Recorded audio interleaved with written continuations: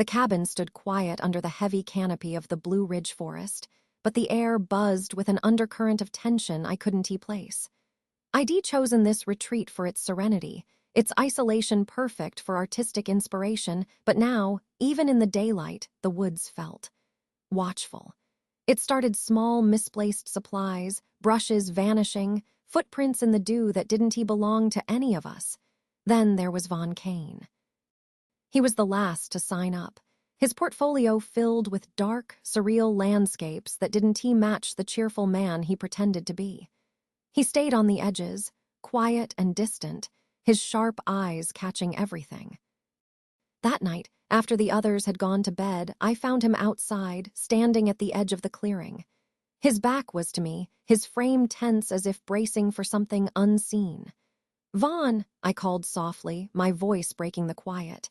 He turned, but his face was shadowed, his expression unreadable. "You shouldn't be out here," he said, his voice low, almost a growl. "Why not?" Before he could answer, a distant howl rose from the woods, low and mournful, sending a chill down my spine. Vaughn's jaw tightened, his gaze flicking toward the trees. "Go inside," he said firmly, stepping closer. "Lock the doors. Don't open them until morning." Something in his voice left no room for argument, but as I backed away, I caught a glimpse of his hands. They were shaking not from fear, but from something deeper, something that made me think the real danger wasn't just in the forest, but standing right in front of me. Chapter 1, Whispers in the Pines. The air was thick with the smell of pine resin and damp earth as April steered her aging SUV up the winding gravel road. The Blue Ridge Mountains loomed ahead, shrouded in early morning mist. She glanced at the roster of names in the passenger seat. It was a mix of seasoned art enthusiasts and novices hoping to capture the wilderness on canvas. Among the names, one stood out: Von Kane. She couldn't place why. It was just a name like any other, but something about it prickled at the back of her mind. Maybe it was the handwriting, a bold, elegant script on his application that had caught her attention. Or perhaps it was the faint unease she felt now as she thought of him. Shaking off the feeling, April focused on the task ahead. The retreat cabin came into view, a sprawling wooden structure nestled in a hollow between peaks. Its wide porch overlooked a valley speckled with autumn gold and crimson. The students were already arriving, hauling easels and art supplies from their cars. A sense of anticipation buzzed in the cool mountain air. "Professor Marshall," a bright voice called out, and April turned to see Megan, one of her returning students, waving enthusiastically. "Hey, Megan. Good to see you again," April said with a warm smile, her nerves easing a little. Megan had been part of her class for 2 years, a steady presence with a knack for landscapes. As April exchanged greetings with her students, she noticed him. Von Kane stood apart, leaning against a tree with his arms crossed, observing the group with a detached air. He was tall, with unruly dark hair and piercing blue eyes that seemed to drink in the forest around him. He wore a weathered leather jacket and sturdy boots, looking more like an explorer than an artist. When their eyes met, April's breath hitched. His gaze was intense, assessing as if he were peeling back layers of her thoughts. She blinked and offered a polite nod, but Vaughn simply turned his attention back to the woods, as though the group held little interest for him. The first day of the retreat passed in a blur of introductions and settling in. April led the group through a quick orientation, outlining their schedule and encouraging everyone to let the beauty of the mountains inspire their work. As the sun began to set, painting the sky in hues of violet and amber, April noticed Vaughn sitting at the edge of the porch, sketching something in a small notebook. Quietly, she approached him. "Hey, Vaughn, right?" she said, her voice light. He looked up, his expression unreadable. "Yes, do you have any questions about the retreat? Or your project?" "No," he replied simply, closing the notebook. April hesitated, caught off guard by his curt response. "Well, if you need anything, let me know.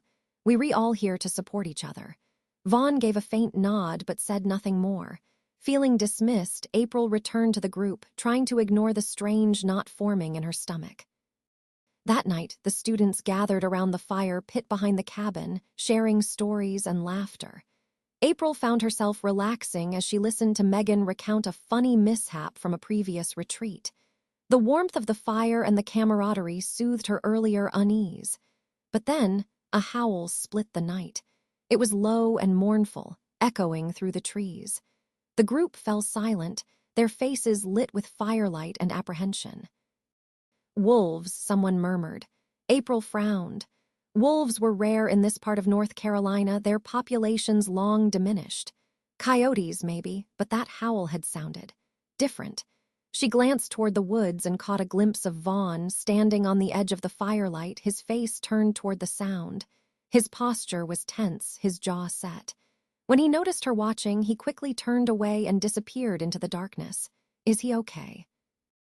Megan asked, following April's gaze. "I am not sure," April said, her concern deepening. That night, as she lay in her bed, April couldn't sleep. The howl played over and over in her mind, and with it, the image of Vaughn standing so still, so attuned to the sound. Something about him felt out of place, like a puzzle piece from another set. Outside her window, the wind rustled the trees, carrying whispers from the forest. And as April drifted into a restless sleep, a new thought settled in her mind. Vaughn Kane wasn't just out of place. He was hiding something. Chapter 2. The Art of Distance morning arrived with a golden glow, sunlight filtering through the tall pines and casting dappled patterns on the forest floor. The students were already scattering across the grounds, their easels and paints in tow, eager to capture the beauty of the mountains. April walked among them, offering guidance and feedback, though her thoughts lingered on the strange events of the night before. She hadn't seen Vaughn since he disappeared into the darkness, but now he was here, standing at the edge of the group. He carried no easel, no supplies, just the same small notebook she'd seen him sketching in the previous day. "Vaughn," April called, her voice even. He looked up, his blue eyes sharp and alert, as if he'd been waiting for her to approach. "Are you planning to join the group today?" she asked, gesturing to the students scattered across the clearing. "I prefer to work alone," he replied, his tone polite but firm. April crossed her arms, considering him. "The retreat is meant to be collaborative, sharing our work, exchanging ideas. That's part of the process." Vaughn met her gaze, unflinching. "I work better in solitude." There was no hostility in his voice, but his words left no room for negotiation. April sighed. "Fine, but I need to see what you're reworking on at some point. It's part of the program." Vaughn inclined his head, a ghost of a smile playing at his lips. "Understood." Before she could press further, Vaughn turned and strode into the forest, his long strides carrying him quickly out of sight. April stared after him, her frustration mounting. Vaughn's aloofness wasn't just an artist's eccentricity, there was something deeper, something guarded, and it was starting to gnaw at her. As the day wore on, April tried to focus on her own work. She set up her easel near the stream that wound through the property, its crystal-clear water reflecting the vibrant autumn foliage.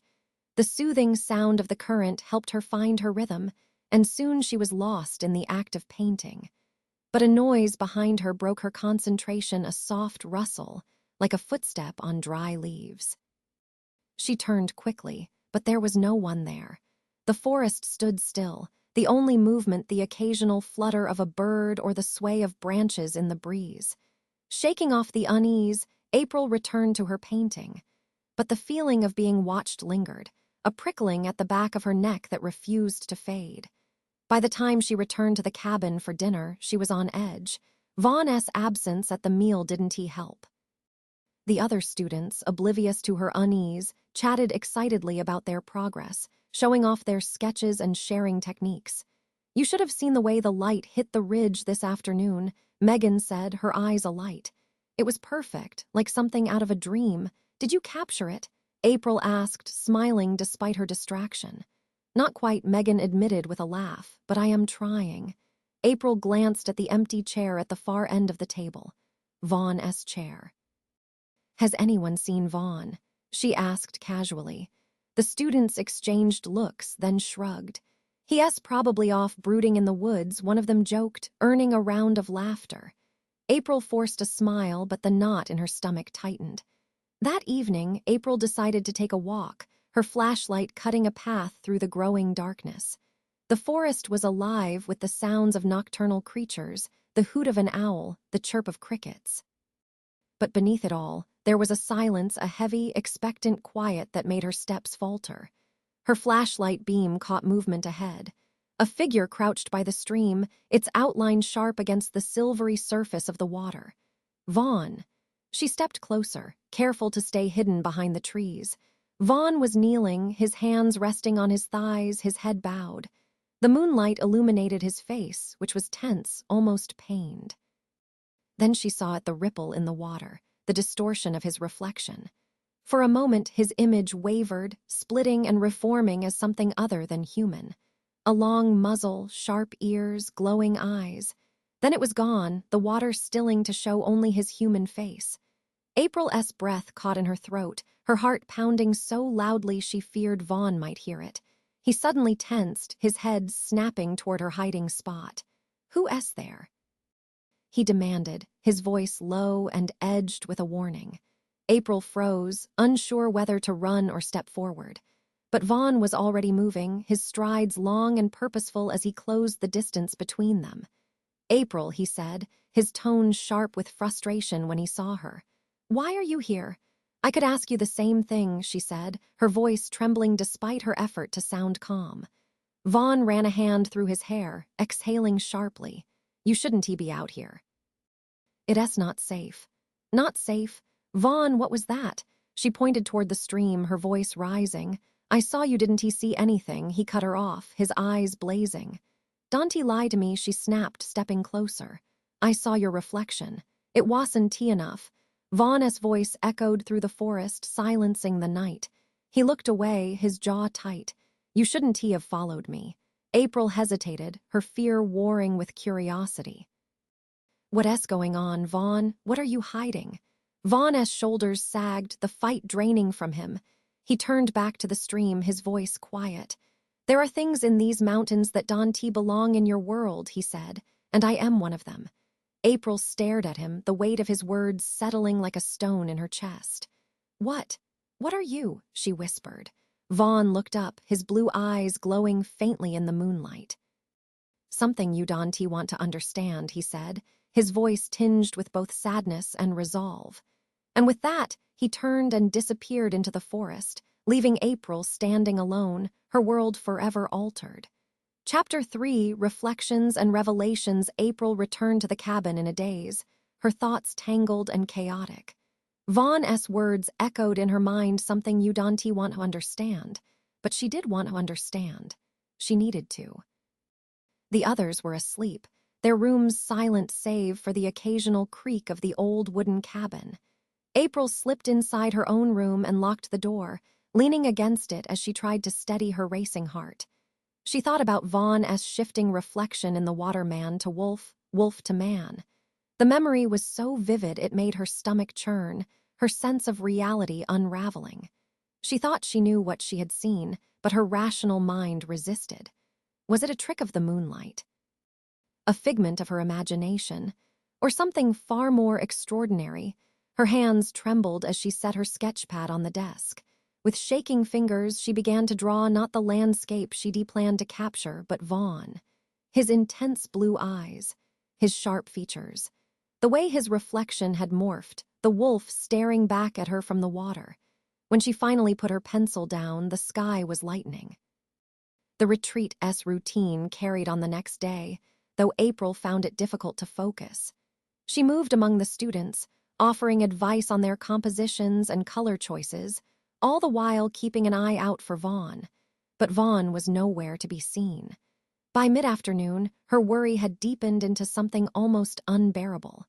She decided to search for him, using the excuse of checking on the students who had spread out further from the cabin. The woods were quiet, the sunlight filtered through the dense canopy overhead. She kept walking, drawn toward the stream where she had seen Vaughn the night before. When she arrived, he was there, kneeling in the same spot, his hands submerged in the clear, rushing water. Vaughn, she called softly. His head snapped up, his eyes narrowing as he stood. April, I told you to stay away. She stepped closer, her determination outweighing her fear. I can't just pretend I didn't see what I saw. You should. His tone was firm, but April wasn't deterred. Why? Why do you think it's better for me to ignore this? Yuri, she hesitated, the word catching in her throat. Yuri, not human, are you? Vaughn's expression darkened, but he didn't deny it. Instead, he turned his back to her, staring down at the water. Not entirely, he said at last. The confirmation sent a chill down April's spine, but she pressed on. What does that mean? What are you? For a long moment, Vaughn said nothing. The only sounds were the bubbling of the stream and the distant call of a hawk. I am cursed, he said finally, his voice heavy with regret. Tied to this land, to the cycles of the moon, to the forest and everything in it. A curse, April echoed, her pulse quickening. How? It's a long story, Vaughn said, his shoulders sagging. One you didn't need to hear. April stepped closer, her hand reaching out instinctively before she stopped herself. You can just tell me that and expect me to walk away. You don't have to carry this alone. Vaughn turned to her, his eyes flashing with something between anger and sadness. You don't understand what you're offering. I am not someone you can help.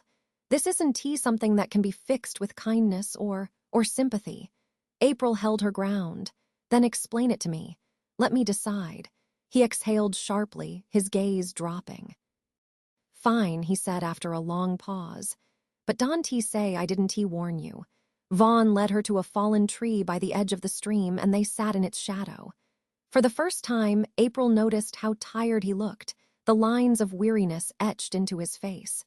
This place, he began, gesturing to the forest around them, is ancient. The people who lived here long before any of us understood its power. They respected it, feared it. But one of them, a man blinded by greed, tried to take from it more than he should have. April listened, her heart pounding. He killed a wolf, Vaughn said, his voice tight. Not for food, not for protection, but because it stood in his way. That wolf wasn't just an animal. It was a guardian, a spirit tied to the forest. Killing it unleashed something in anger, a curse. And it didn't stop with him. It has been passed down, binding those it touches to the land to the form of the wolf. April's throat tightened. And you? My family, Vaughn said, his jaw clenching. The curse found its way to us generations ago. I didn't ask for this, but it doesn't matter. When the moon is full, I change, and when I am not. It is still there, beneath the surface. The instincts, the pull of the forest. She stared at him, trying to process the enormity of what he was saying. Why are you here, then? At the retreat. I am here because something is happening, Vaughn said, his tone grim. The curse isn't just mine anymore. The forest, it is restless. There is a darkness stirring, and I need to stop it before it spreads. Darkness? April whispered. Vaughn nodded. I don't know what it is yet, but it is why I can leave, why I am tied to this place. April's heart ached at the weight he carried, his burden etched into every word. She wanted to say something comforting, something meaningful, but before she could, Vaughn stood abruptly. You've heard enough, he said, his voice brisk. Go back to the others, stay with them. Whatever happens, don't wander off alone again. Vaughn, I mean it, April, he said, his gaze fierce. It is not safe. She opened her mouth to argue but stopped when she saw the resolve in his expression. Slowly, she nodded. I'll go, she said. But this isn't over. I am not walking away from this or from you. Vaughn didn't respond, his face a mask of unreadable emotions. As April made her way back to the cabin, her mind raced. She didn't fully understand what Vaughn was facing, but one thing was certain: she couldn't ignore the pull she felt toward him, or the growing sense that whatever darkness haunted the forest was far more dangerous than she'd imagined. Chapter 4. Secrets in the shadows. The forest seemed to hold its breath as April returned to the cabin, her steps lighter, more cautious. Vaughn's revelations weighed on her like stones, dragging her thoughts into uncharted depths. She had ventured into the woods seeking answers, and now she carried them like a burden she hadn't asked for. The cabin was quiet when she arrived, the students scattered across their rooms or lost in their own thoughts. April lingered on the porch, staring at the moon rising above the mountains. Its pale glow made the trees seem alive, their shadows moving in ways that felt almost deliberate. She thought of Vaughn, somewhere out there in the dark, battling forces she couldn't fully comprehend. The following morning, April awoke with a sense of unease. She moved through the motions of breakfast and morning preparation, all the while scanning the group for Vaughn. As the students gathered to discuss the day's plans, he appeared, his movements deliberate, his face set in its usual stoic mask. But something was different. His eyes didn't meet hers, and he kept to the edge of the group, a silent observer. "We're going to focus on capturing movement today," April said, addressing the students. "The way the wind moves through the trees, the light dancing on the water. It's a challenge, but it's worth it." As the students dispersed, April approached Vaughn. "Can we talk?" she asked, keeping her voice low. He hesitated, then nodded. They walked a short distance away from the group, stopping beneath the shade of a towering pine. "You told me not to follow you," she began, her words careful. "But Vaughn, I can't just ignore this." "I saw what I saw, and now I know you don't know everything," Vaughn interrupted, his voice tense. "And it's better that way." April crossed her arms, frustration bubbling to the surface. "You keep saying that, but you're wrong. Whatever's happening here, it's bigger than you. And you can keep shutting me out." Vaughn exhaled sharply, his gaze flicking to the forest as though expecting it to listen. "This isn't a story you want to be part of, April. I am not a hero. I am not someone you can save." "Maybe not," she said, her voice softening. "But you're not as alone as you think." For a moment, something flickered in his expression, gratitude, maybe, or something deeper, but it vanished just as quickly. "Be careful," he said finally. "That's all I am asking." April nodded, though she wasn't entirely sure she could honor his request. As the day unfolded, strange things began to happen. Megan's painting a vibrant depiction of the forest took an unsettling turn. The colors seemed to bleed together, forming shapes that weren't there before, twisted trees with claw-like branches, shadows where no shadows should be. "I didn't understand," Megan said, frowning as she stared at her canvas. "It didn't look like this when I started." April tried to reassure her, though unease prickled at the edges of her mind. Later, another student, Damien, came running back from his spot near the ridge, his face pale. "There was something out there," he said, his voice shaky. "Something big.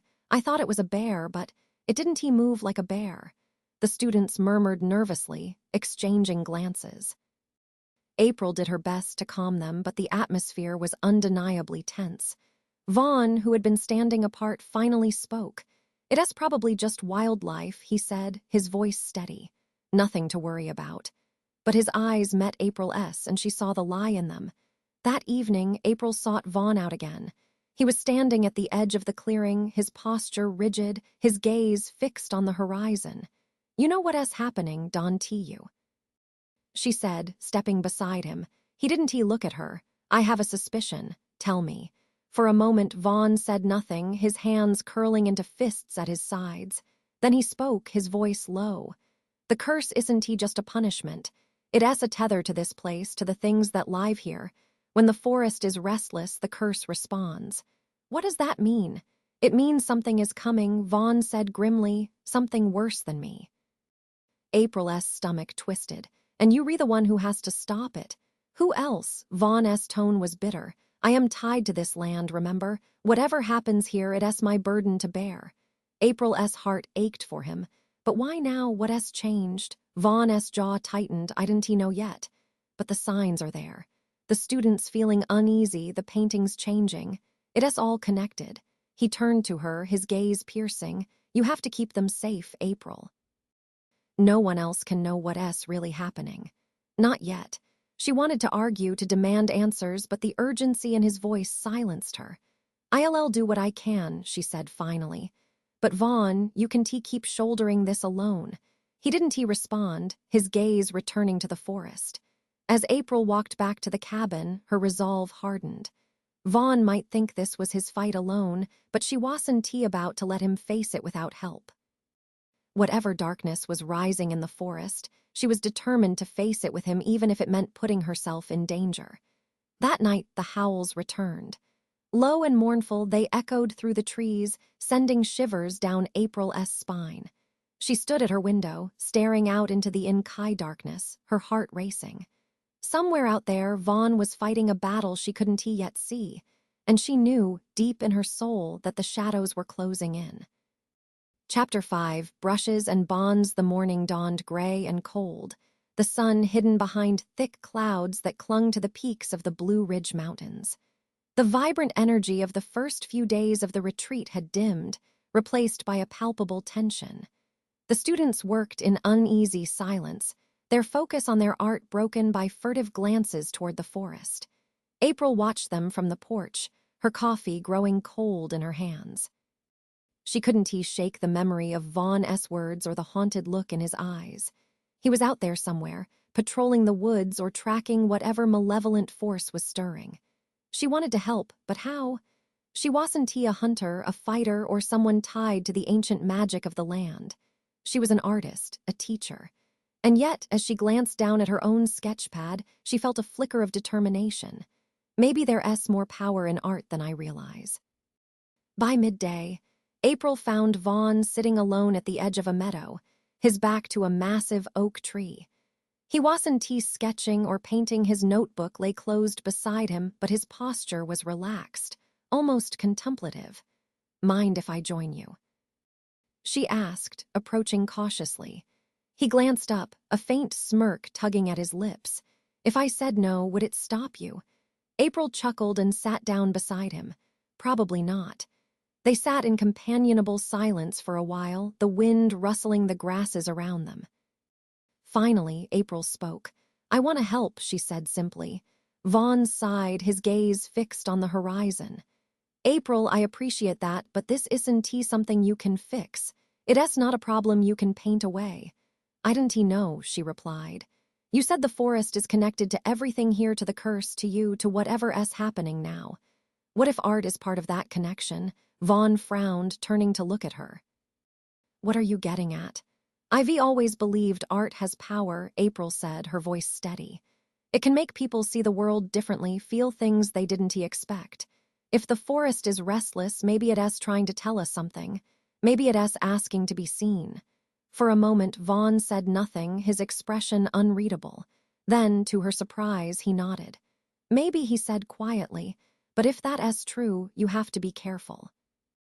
The forest doesn't always speak in ways we can understand.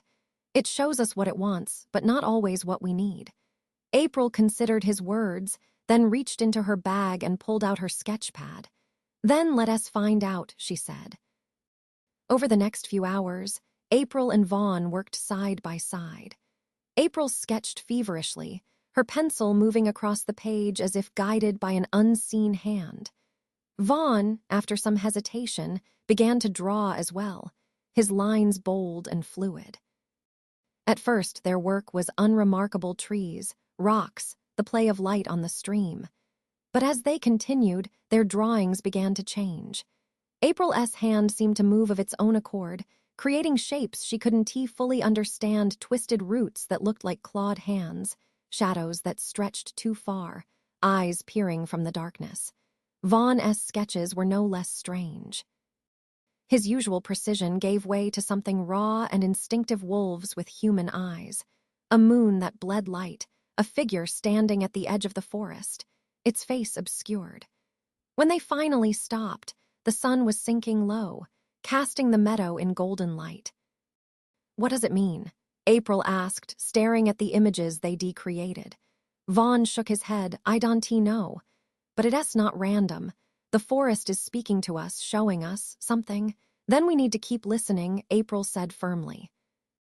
Vaughn glanced at her, a flicker of admiration in his eyes. "You re stubborn, you know that?" "So I've been told," she replied with a small smile. That night, the students gathered around the fire pit, their unease momentarily forgotten as they roasted marshmallows and told stories. April sat with them, her sketchpad tucked under her arm, watching as laughter replaced fear. But her attention kept drifting to Vaughn, who lingered at the edge of the circle, his gaze fixed on the flames. He looked more at ease than she'd ever seen him. The tension in his shoulders eased, the shadows in his eyes softer. When the students began to drift off to bed, April stayed behind. Vaughn did too. "You re-good with them," he said, breaking the silence. "It's part of the job," April replied, leaning back against the bench. "It's more than that," Vaughn said, his voice thoughtful. "You make them feel safe." April turned to him, surprised by the warmth in his tone. "I guess I like helping people.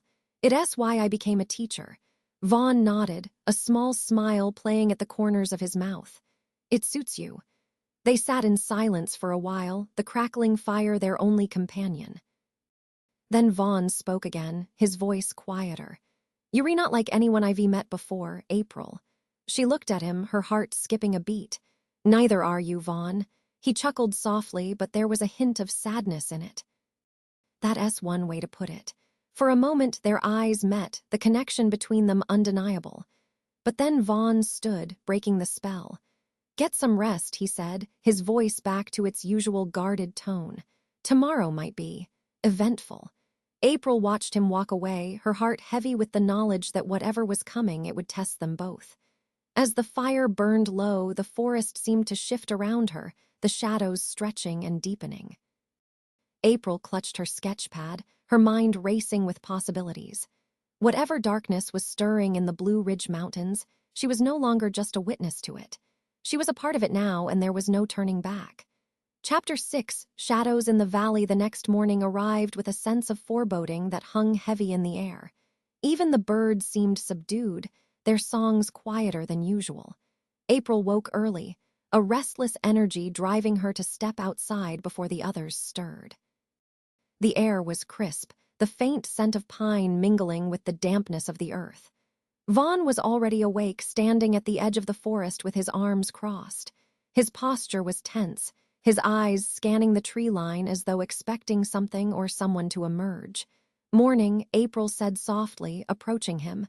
Vaughn glanced at her, his expression softening slightly. "You re-up early." "Couldn't he sleep?" she admitted. "The forest feels different." He nodded, his gaze returning to the trees. "It's waking up." "Waking up?" April asked, a chill running through her. Vaughn hesitated before answering. "The forest isn't just restless anymore. It's aware. Whatever darkness is stirring, it's drawing power from this place, feeding off it." April frowned, her fingers tightening around the sketchpad she carried. "Is there anything we can do?" "I am working on that," Vaughn said, his tone clipped. "But it's not something you or the students can get involved in." April opened her mouth to argue, but Vaughn cut her off. "I mean it, April. The less you know, the safer you'll be." April's jaw tightened. "And if I don't care about being safe?" Vaughn turned to her, his blue eyes blazing. "Then you're a fool." The words stung, but April refused to back down. "Maybe I am, but I am not going to stand by and watch you fight this alone." Vaughn exhaled sharply, running a hand through his hair. "You're impossible," he muttered. "I've been called worse," she replied, crossing her arms. A faint smile tugged at the corner of his mouth, but it was fleeting. "Stay close to the others today," he said, his tone softening. "If anything happens, you'll need to be with them." April nodded reluctantly, though her determination to help hadn't waned. As the students spread out to their painting spots, April kept a close eye on the group. The tension from the previous day still lingered, but most of them seemed eager to lose themselves in their work. Megan approached April with her sketchpad, her brow furrowed. "Professor Marshall, can you take a look at this?" April flipped through the pages, her heart sinking as she took in the images. They were similar to what she and Vaughn had drawn the day before: shadowy figures, twisted trees, and eyes that seemed to follow her from the page. "I didn't mean to draw this," Megan said, her voice shaky. "I was trying to sketch the ridge, but my hand just started moving on its own." April placed a reassuring hand on her shoulder. "It's okay, Megan. You're not doing anything wrong. Just try to focus on something light, something peaceful." Megan nodded, though her unease was evident. As the day went on, more students reported strange occurrences. Damien claimed he heard whispers while painting near the stream, and another student swore he saw a pair of glowing eyes watching him from the underbrush. By midday, the group's anxiety was palpable. "I think we should stick closer together," April suggested, gathering the students in the clearing near the cabin. "Work here for now. It's safer." No one argued. Later that afternoon, as April helped one of the students mix colors, Vaughn appeared at the edge of the clearing, his expression grim. He motioned for her to follow him. "What's wrong?" she asked as they walked away from the group. "There's a hunter," Vaughn said, his voice low. "A hunter," April repeated, frowning. "His name's Ash," Vaughn said, glancing over his shoulder to make sure no one was listening. "He's been tracking me or something like me for years. He's dangerous." "What does he want?" "To kill anything he considers a threat," Vaughn said darkly, "including me." April's stomach twisted. "Do you think he's close?" "I saw his tracks this morning," Vaughn said. "He's not far." April swallowed hard. "What do we do?" Vaughn hesitated. "You stay with the group, keep them calm, keep them safe. I'll deal with Ash." "No," April said firmly, "you can face him alone." "I don't have a choice," Vaughn said, his voice rising slightly. "If he gets too close to the group, he won't hesitate to put them in danger." April clenched her fists, frustration and fear warring within her. There has to be another way. Vaughn's gaze softened, and for a moment he looked almost vulnerable. "April, I need you to trust me." Her breath caught at the raw honesty in his voice. She wanted to argue, to demand that he let her help, but she couldn't bring herself to deny him. "Fine," she said reluctantly, "but promise me you'll be careful." Vaughn nodded. "I will." That evening, the group huddled together in the cabin, their usual evening routine abandoned in favor of quiet conversation and nervous glances at the windows. April tried to project calm, but her mind was elsewhere, focused on Vaughn and the hunter stalking him. Hours passed, the tension in the room thick enough to cut with a knife. Finally, April excused herself, stepping out onto the porch to clear her head. The night was eerily still, the moon shrouded in clouds. She stared out at the forest, her heart aching with worry for Vaughn. Then, in the distance, she heard a low, rumbling growl that sent chills racing down her spine. Her grip tightened on the porch railing. Somewhere out there, Vaughn was fighting to protect them all, and she wasn't sure he would survive the night. Chapter 7, the hunter's call, the growl faded into the night, but the eerie silence that followed was worse. April stood frozen on the porch, her breath visible in the cold air. She wanted to believe Vaughn was safe, that he could handle whatever danger lurked in the shadows, but the fear gnawing at her refused to subside. She turned back toward the cabin, finding Megan at the door, her face pale. "Professor Marshall, are you okay?" April forced a smile, though her hands trembled. "I am fine, just needed some air." Megan nodded, her gaze shifting uneasily toward the forest. "The others are scared. Damien keeps saying he heard something moving outside." April reached out, squeezing Megan's shoulder. "Stay with everyone. Keep the doors locked. I'll be back in a minute." "Where are you going?" Megan asked, alarm flashing in her eyes. "I just need to check on something," April said, her voice steady despite the pounding of her heart. "Stay inside. Didn't he let anyone out?" Before Megan could protest, April stepped off the porch and into the night. The forest swallowed her in an instant, the towering trees blocking what little moonlight filtered through the clouds. April kept her flashlight low, careful not to draw too much attention to herself. Her boots crunched softly on the underbrush as she moved, her ears straining for any sound that might betray Vaughn's location or that of the hunter he feared. "Vaughn," she whispered, her voice barely audible over the faint rustle of leaves. "Where are you?" A twig snapped behind her and she spun around, her heart leaping into her throat. A man stepped into view, his figure backlit by the faint glow of the moon. He was tall and broad-shouldered, his face partially obscured by a hood. A rifle was slung over his shoulder, and a long hunting knife hung from his belt. "Well, what do we have here?" he said, his voice rough and dripping with condescension. April's grip on her flashlight tightened. "Who are you?" The man smirked, lowering his hood to reveal sharp features and piercing gray eyes. His hair was short and graying at the temples, giving him the air of a seasoned predator. "Name is Ash," he said. "I am just a hunter passing through. And you are—" "None of your business," April said, taking a cautious step back. Ash chuckled, a low, menacing sound. "Feisty. I like that." "You wouldn't happen to know anything about the wolf problem in these parts, would you?" April's stomach twisted. "Wolf problem? Don't play dumb," Ash said, his gaze narrowing. "I've been tracking something big, something unnatural. And I've got a feeling you might know more than you letting on. I don't know what you talking about," April said, her voice firmer now. Ash took a step closer, his smile turning predatory. "You're a terrible liar, lady." "But that's fine. I'll find what I am looking for with or without your help." A low growl rumbled through the trees, cutting through the tension like a knife. Ash froze, his hand instinctively dropping to his knife. "Speak of the devil," he muttered, his eyes scanning the darkness. The growl grew louder, closer, and April's heart raced as a shadow moved between the trees. Vaughn stepped into the moonlight, his figure towering and intimidating. His blue eyes glowed faintly, and his lips curled into a snarl that revealed sharp, unnaturally elongated teeth. "Ash," Vaughn said, his voice low and dangerous. "Leave. Now." Ash laughed, though there was no humor in it. Well, looks like I hit the jackpot. You're exactly what I've been hunting." Vaughn took a step forward, his movements predatory and precise. "I want to warn you again."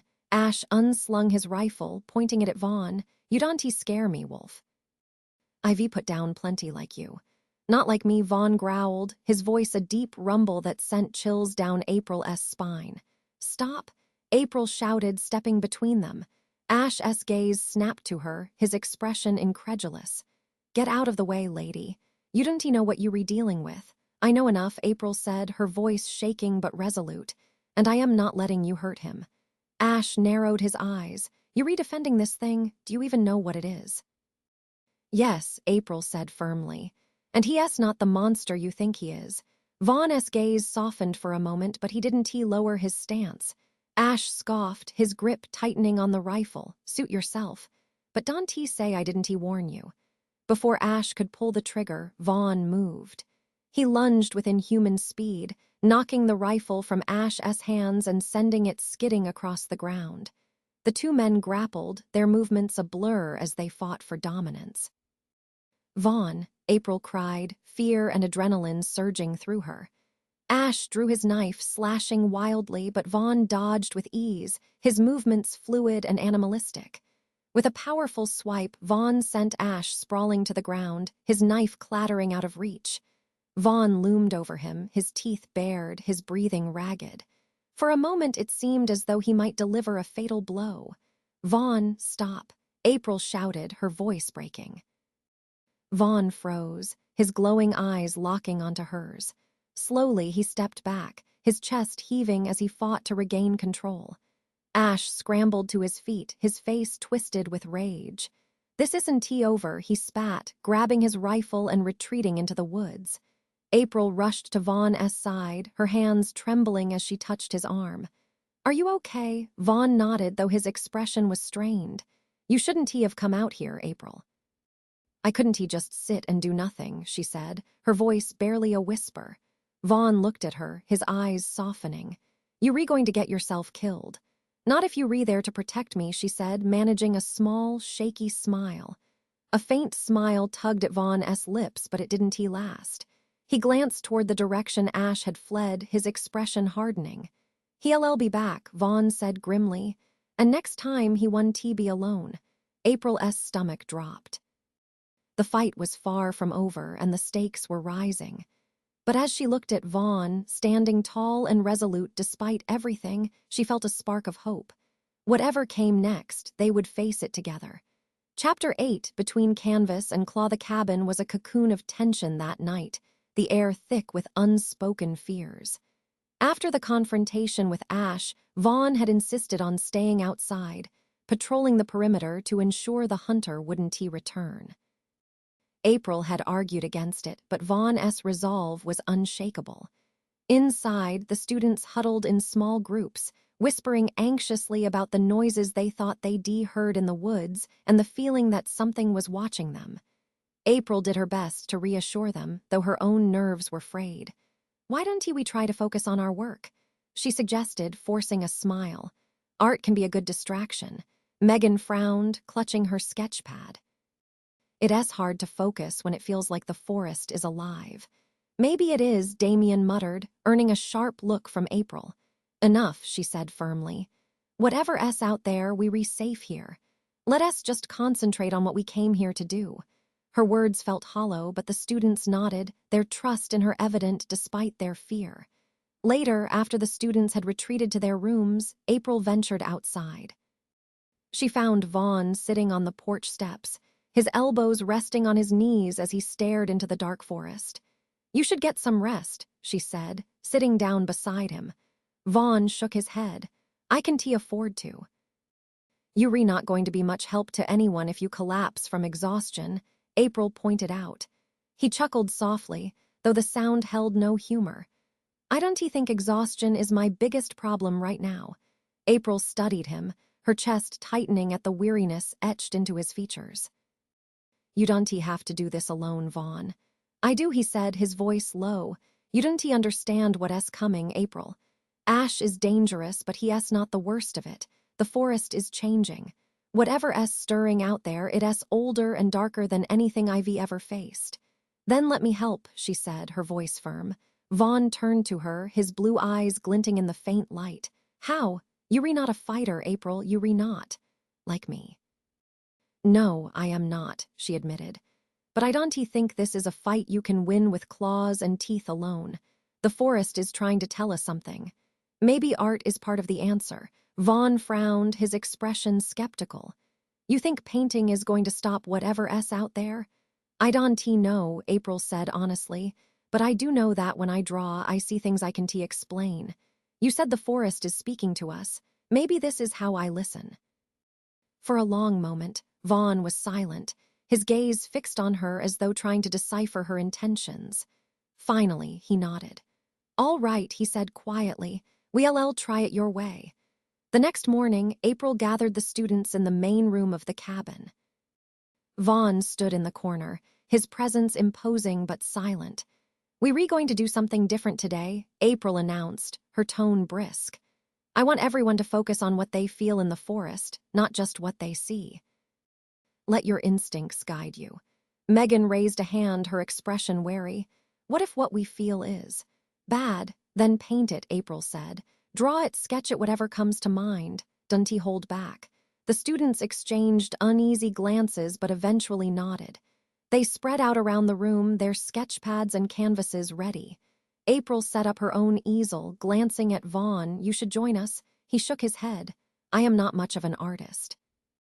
"You don't have to be," she said. "Just try." After a moment's hesitation, Vaughn picked up a sketch pad and sat down at a table. The room fell into a focused silence, the scratch of pencils and the swish of brushes the only sounds. April let herself sink into the process, her hand moving almost unconsciously across the canvas. Images began to emerge, twisting shadows, glowing eyes, a wolf standing between two worlds. When she finally looked up, she saw that the students' work mirrored hers in unsettling ways. Damien's sketch showed a dark figure looming over the cabin, its form indistinct but menacing. Megan's painting was a swirl of chaotic colors, a tangled mess that seemed to pulse with unease. Even Vaughn's usually careful lines had given way to something raw and chaotic, a forest alive with movement, its trees reaching like claws. "What does it mean?" Megan asked, her voice trembling. April studied the images, her heart racing. "I don't know, but it's connected. Whatever's out there, it's trying to show us something. Or warn us," Vaughn said grimly. A loud knock at the door made everyone jump. April turned, her stomach twisting. Vaughn was already on his feet, his body tense as he moved toward the door. He opened it slowly, his posture ready for a fight. Ash stood on the porch, his rifle slung over his shoulder and a smug grin on his face. "Morning," he drawled, his tone dripping with false cheer. "Hope I am not interrupting. What do you want?" Vaughn asked, his voice low and dangerous. "Just thought I'd pay a visit," Ash said, stepping inside uninvited. His gaze swept over the students lingering on their paintings. "Interesting work you've got here." "Get out," Vaughn growled. Ash smirked. "Relax, Wolf. I am not here to cause trouble. Yet." He turned to April, his eyes narrowing. "You've got quite the setup here. Shame if something happened to it." April stepped forward, her anger outweighing her fear. "Leave. Now." Ash chuckled, tipping an imaginary hat. "See you around." He walked out, whistling a jaunty tune as he disappeared into the woods. Vaughn slammed the door shut, his hands clenched into fists. "He's testing us, trying to get inside our heads." "Well, it's working," Damien muttered. April glanced at Vaughn, her heart pounding.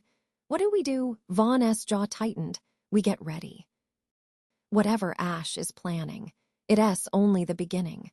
April nodded, determination hardening in her chest. She didn't know how they would face what was coming, but one thing was clear: they couldn't afford to lose. Chapter 9, echoes of the past. The air in the cabin was heavy with tension as Ash's parting words echoed in everyone's minds. April's students were visibly shaken, their unease spilling into nervous glances and whispered conversations. Vaughn, ever watchful, remained on edge, pacing near the door like a caged animal. After Ash's visit, April decided they needed a reprieve, something to calm the group and refocus their energy. She gathered the students in the main room where the fireplace crackled warmly. "I know things feel uncertain," she began, her voice steady despite the fear gnawing at her. "But we're here to create. Art is a way to process what we don't understand, to make sense of chaos. Let us try to focus on that." Megan raised a hand hesitantly. "What if what we're feeling is too much, like it's overwhelming?" April nodded, her expression softening. "Then let it out on the canvas. Art doesn't have to be perfect, it just has to be honest." The students murmured in agreement, and April felt a flicker of relief as they began to set up their supplies. Vaughn watched from the corner, his arms crossed. "They're stronger than they look," he said quietly. "They are," April agreed, glancing at him. "But they shouldn't have to deal with this." "No one should," Vaughn replied, his voice carrying a weight of experience that made April's chest tighten. That evening, April found herself drawn to a dusty bookshelf in one of the cabin's sitting rooms. It was filled with old journals and faded books, their spines worn from years of use. She pulled one out at random, the scent of aged paper wafting up as she opened it. The journal's entries were dated decades ago, written in a looping, elegant script. It seemed to belong to someone who had lived in the cabin long before it became an art retreat. As April flipped through the pages, her heart quickened. The entries spoke of strange occurrences in the forest, unusual howls, shadows that moved on their own, and a persistent feeling of being watched. The writer described vivid dreams of wolves with glowing eyes, of a dark figure that loomed in the trees. "The forest is alive," one entry read. "It whispers to me, shows me things I cannot understand. I fear it is waking, and with it, something terrible stirs." April's hands shook as she turned the pages. The final entry sent a chill down her spine. "The wolf came to me tonight. It spoke with the voice of a man and told me of the curse that binds it. It said the darkness is growing stronger, feeding on the fear of those who wander too close. I fear I have already seen too much. If these are my final words, let them serve as a warning the forest does not forget. Find something." Vaughn's voice startled her, and she spun around to see him leaning against the doorway. "I think so," April said, holding up the journal. "This belonged to someone who lived here before. They wrote about the forest. And the curse." Vaughn approached, his brow furrowing as he read over her shoulder. "They knew about the curse," he muttered, his voice tinged with disbelief. "They mentioned a wolf that spoke to them," April said. "Do you think it was someone like you?" "Maybe," Vaughn said, his expression dark. "Or maybe it was something worse." April flipped back to the final entry, her finger tracing the words. "They said the darkness feeds on fear, that it's growing stronger." Vaughn nodded grimly. "That tracks with what I've been feeling. The forest has been restless for weeks. Whatever out there, it's using the fear of everyone here, students, me, even you, to fuel itself. April swallowed hard, the weight of his words pressing down on her. How do we stop it? Vaughn's jaw tightened. We figure out what it wants, and we cut it off before it grows too strong. The journal became their guide in the days that followed. April and Vaughn pored over its pages, searching for clues while trying to keep the students calm and focused. But the forest's influence grew harder to ignore. The students reported strange dreams, visions of wolves prowling the woods, their glowing eyes following them even after they woke. Their paintings became darker, more chaotic, filled with images of clawed hands and twisted shadows. Megan, in particular, seemed deeply affected. One evening, April found her sitting on the porch, her sketchpad abandoned beside her. "I can't do it anymore," Megan said, her voice shaking. "Every time I try to paint, I feel like something's taking over." April sat beside her, placing a comforting hand on her shoulder. "It's not you, Megan, it's the forest. It's trying to scare you." "Well, it's working," Megan whispered. April hesitated, then said, "Fear is powerful, but so is courage. Use your art to fight back. Don't let the darkness take control." Megan nodded slowly, though the fear in her eyes lingered. That night, as April and Vaughn sat by the fire, she showed him one of her recent sketches. It was an image of the cabin surrounded by wolves, their forms shimmering and ethereal. Above them, a shadowy figure loomed, its eyes glowing with malevolent light. "This keeps showing up," she said, pointing to the figure. "In my sketches, in the students' work." "What is it?" Vaughn studied the drawing, his expression grim. "I don't know," he admitted, "but I've seen something like it before. When I was younger, before I fully understood the curse, I had visions of something watching me, always in the distance, always waiting." "Do you think it's connected to the curse?" "Maybe," Vaughn said, his voice low, "or maybe it's the thing that created it." The thought sent a chill through April. "Then we need to figure out how to stop it. Fast." Vaughn nodded, his gaze hardening. "Whatever it is, it's getting closer, and we're running out of time." As the fire burned low, April sat beside Vaughn, her mind racing with everything they'd learned. The journal's warnings, the students' dreams, the dark figure haunting their art, it all felt like pieces of a puzzle she couldn't quite solve. But one thing was clear: the forest was alive, and it wasn't done with them yet. Chapter 10. A brush with danger. The next morning, the cabin buzzed with quiet apprehension. The students worked in strained silence, their movements distracted, as if the weight of the forest pressed down on them. Even the air seemed heavier, thick with an energy that made April's skin crawl. Vaughn hadn't said much since their late-night conversation by the fire. He lingered on the porch, his sharp eyes scanning the woods, every muscle in his body coiled as if expecting an attack. April carried the journal under her arm as she approached him. "We need to talk," she said softly. Vaughn glanced at her, his face unreadable. "What is it?" April opened the journal, flipping to the entry about the figure in the forest. "This thing it's in our sketches, our dreams. The person who wrote this journal was terrified of it, and now it feels like it's coming closer." "It is," Vaughn said, his voice grim. "I can feel it. The air changes when it's near, like the forest itself is holding its breath." "What does it want?" Vaughn shook his head. "Power, fear, control, it doesn't matter. What matters is stopping it before it finds what it's looking for."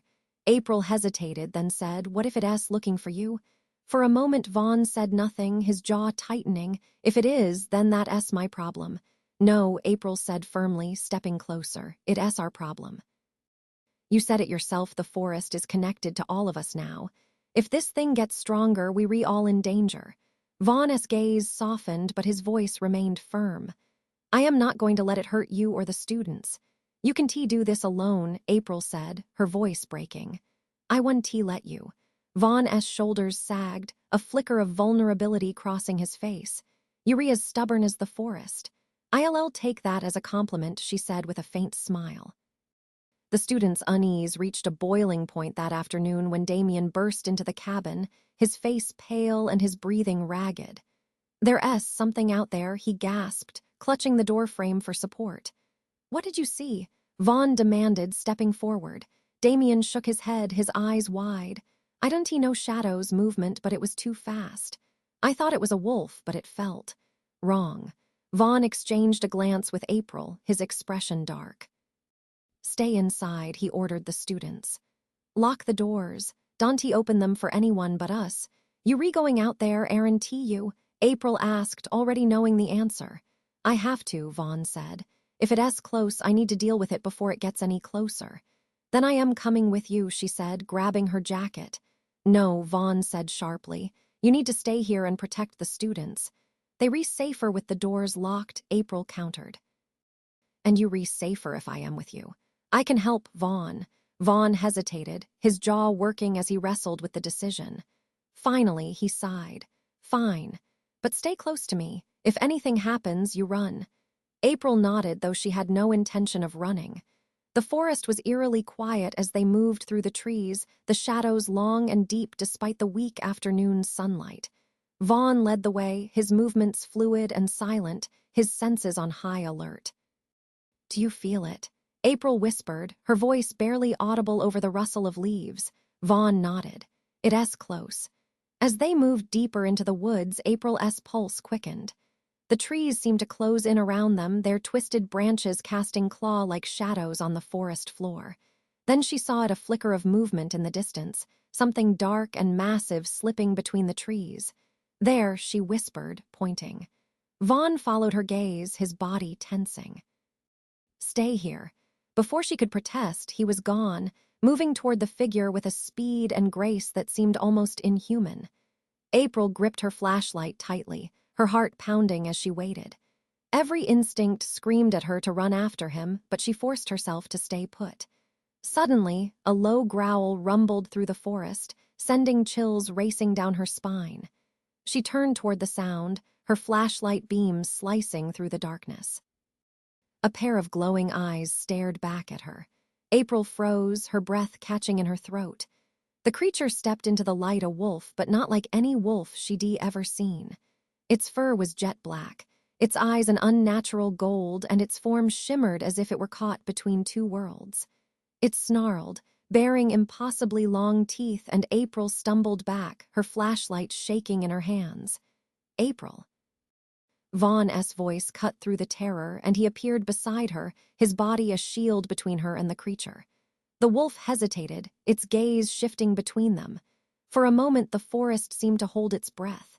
Then, with a low growl, the creature turned and vanished into the shadows. April collapsed to her knees, her hands trembling. "What was that?" Vaughn knelt beside her, his face pale. "The darkness," he said grimly, "and it's stronger than I thought." When they returned to the cabin, the students crowded around them, their questions spilling out in a nervous rush. Vaughn answered briefly, assuring them they were safe for now, but April could see the worry in his eyes. As the students settled down for the night, April pulled Vaughn aside. "We can keep waiting for it to come to us," she said. "We need to take the fight to it." Vaughn studied her, his expression unreadable. "You don't know what you're asking for. I know it's dangerous," April said. "But if we don't stop it now, it's only going to get worse. The students are already terrified. We can let this thing win." Vaughn sighed, rubbing the back of his neck. "You're right. But we'll all need a plan, and we don't have much time." April nodded, determination hardening in her chest. Whatever it took, they would face the darkness together. Chapter 11, Moonlight Confessions. The full moon hung low in the sky, its silvery glow spilling over the forest like a veil. The cabin was quiet, the students tucked safely behind locked doors, but April couldn't sleep. She stood at the edge of the porch, her arms wrapped around herself, staring at the looming expanse of trees. She wasn't surprised when Vaughn appeared beside her, his footsteps silent. "Can sleep?" he asked, his voice low. April shook her head. "Too much on my mind." He leaned against the railing, his gaze distant. "The forest feels different under the full moon, stronger, wilder." April glanced at him, noticing the tension in his posture, the way his hands gripped the railing as though holding something back. "Are you okay?" Vaughn let out a soft, bitter laugh. "Not really. The full moon does something to me. The wolf, It S closer to the surface. April hesitated, then asked, "What does it feel like when you change?" He was quiet for a long moment, his jaw tightening. "It S like losing control," he said finally. "The wolf is always there, always watching. But under the full moon, it takes over. It S, primal, instinctive. I am still me, but I am also." "Not, does it hurt?" she whispered.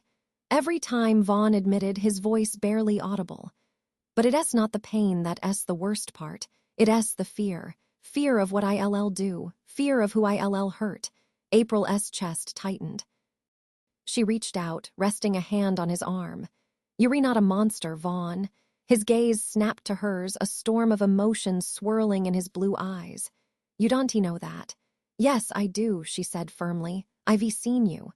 The real you. You're not just the wolf, Vaughn. You're more than that." Vaughn's expression softened, but there was still a trace of doubt in his eyes. "I wish I could believe that. You didn't have to," April said, her voice steady. "Because I do." For a moment, neither of them spoke.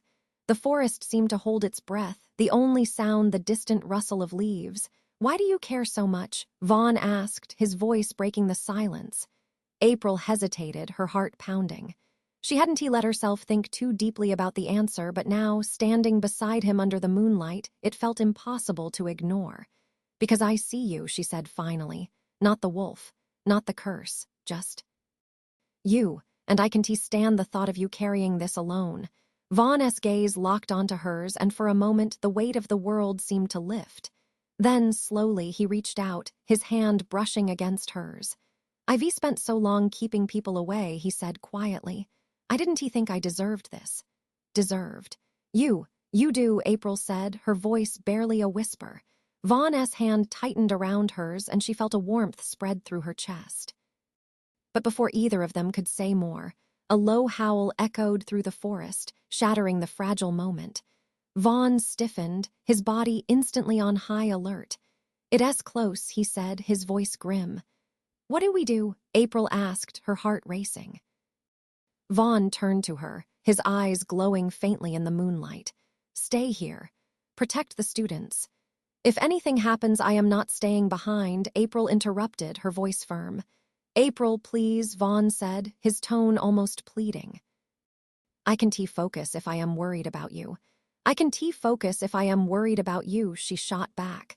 "We're in this together, Vaughn. You need to trust me." Vaughn hesitated, his jaw working as he weighed her words. Finally, he nodded. "Fine, but stay close." They moved through the forest in silence, the moonlight casting eerie shadows on the ground. Vaughn led the way, his movements fluid and precise, his senses heightened by the pull of the full moon. April stayed close behind, clutching the flashlight she'd brought, though she doubted it would do much against whatever awaited them. The forest seemed alive, the trees whispering secrets she couldn't understand. The air was thick with tension, and every rustle of leaves made her heart jump. Suddenly, Vaughn stopped, holding up a hand to signal her to stay quiet. "What is it?" April whispered. He pointed ahead, where a figure stood in the clearing, its back to them. At first, April thought it was Ash, but as the figure turned, she realized it was something else entirely.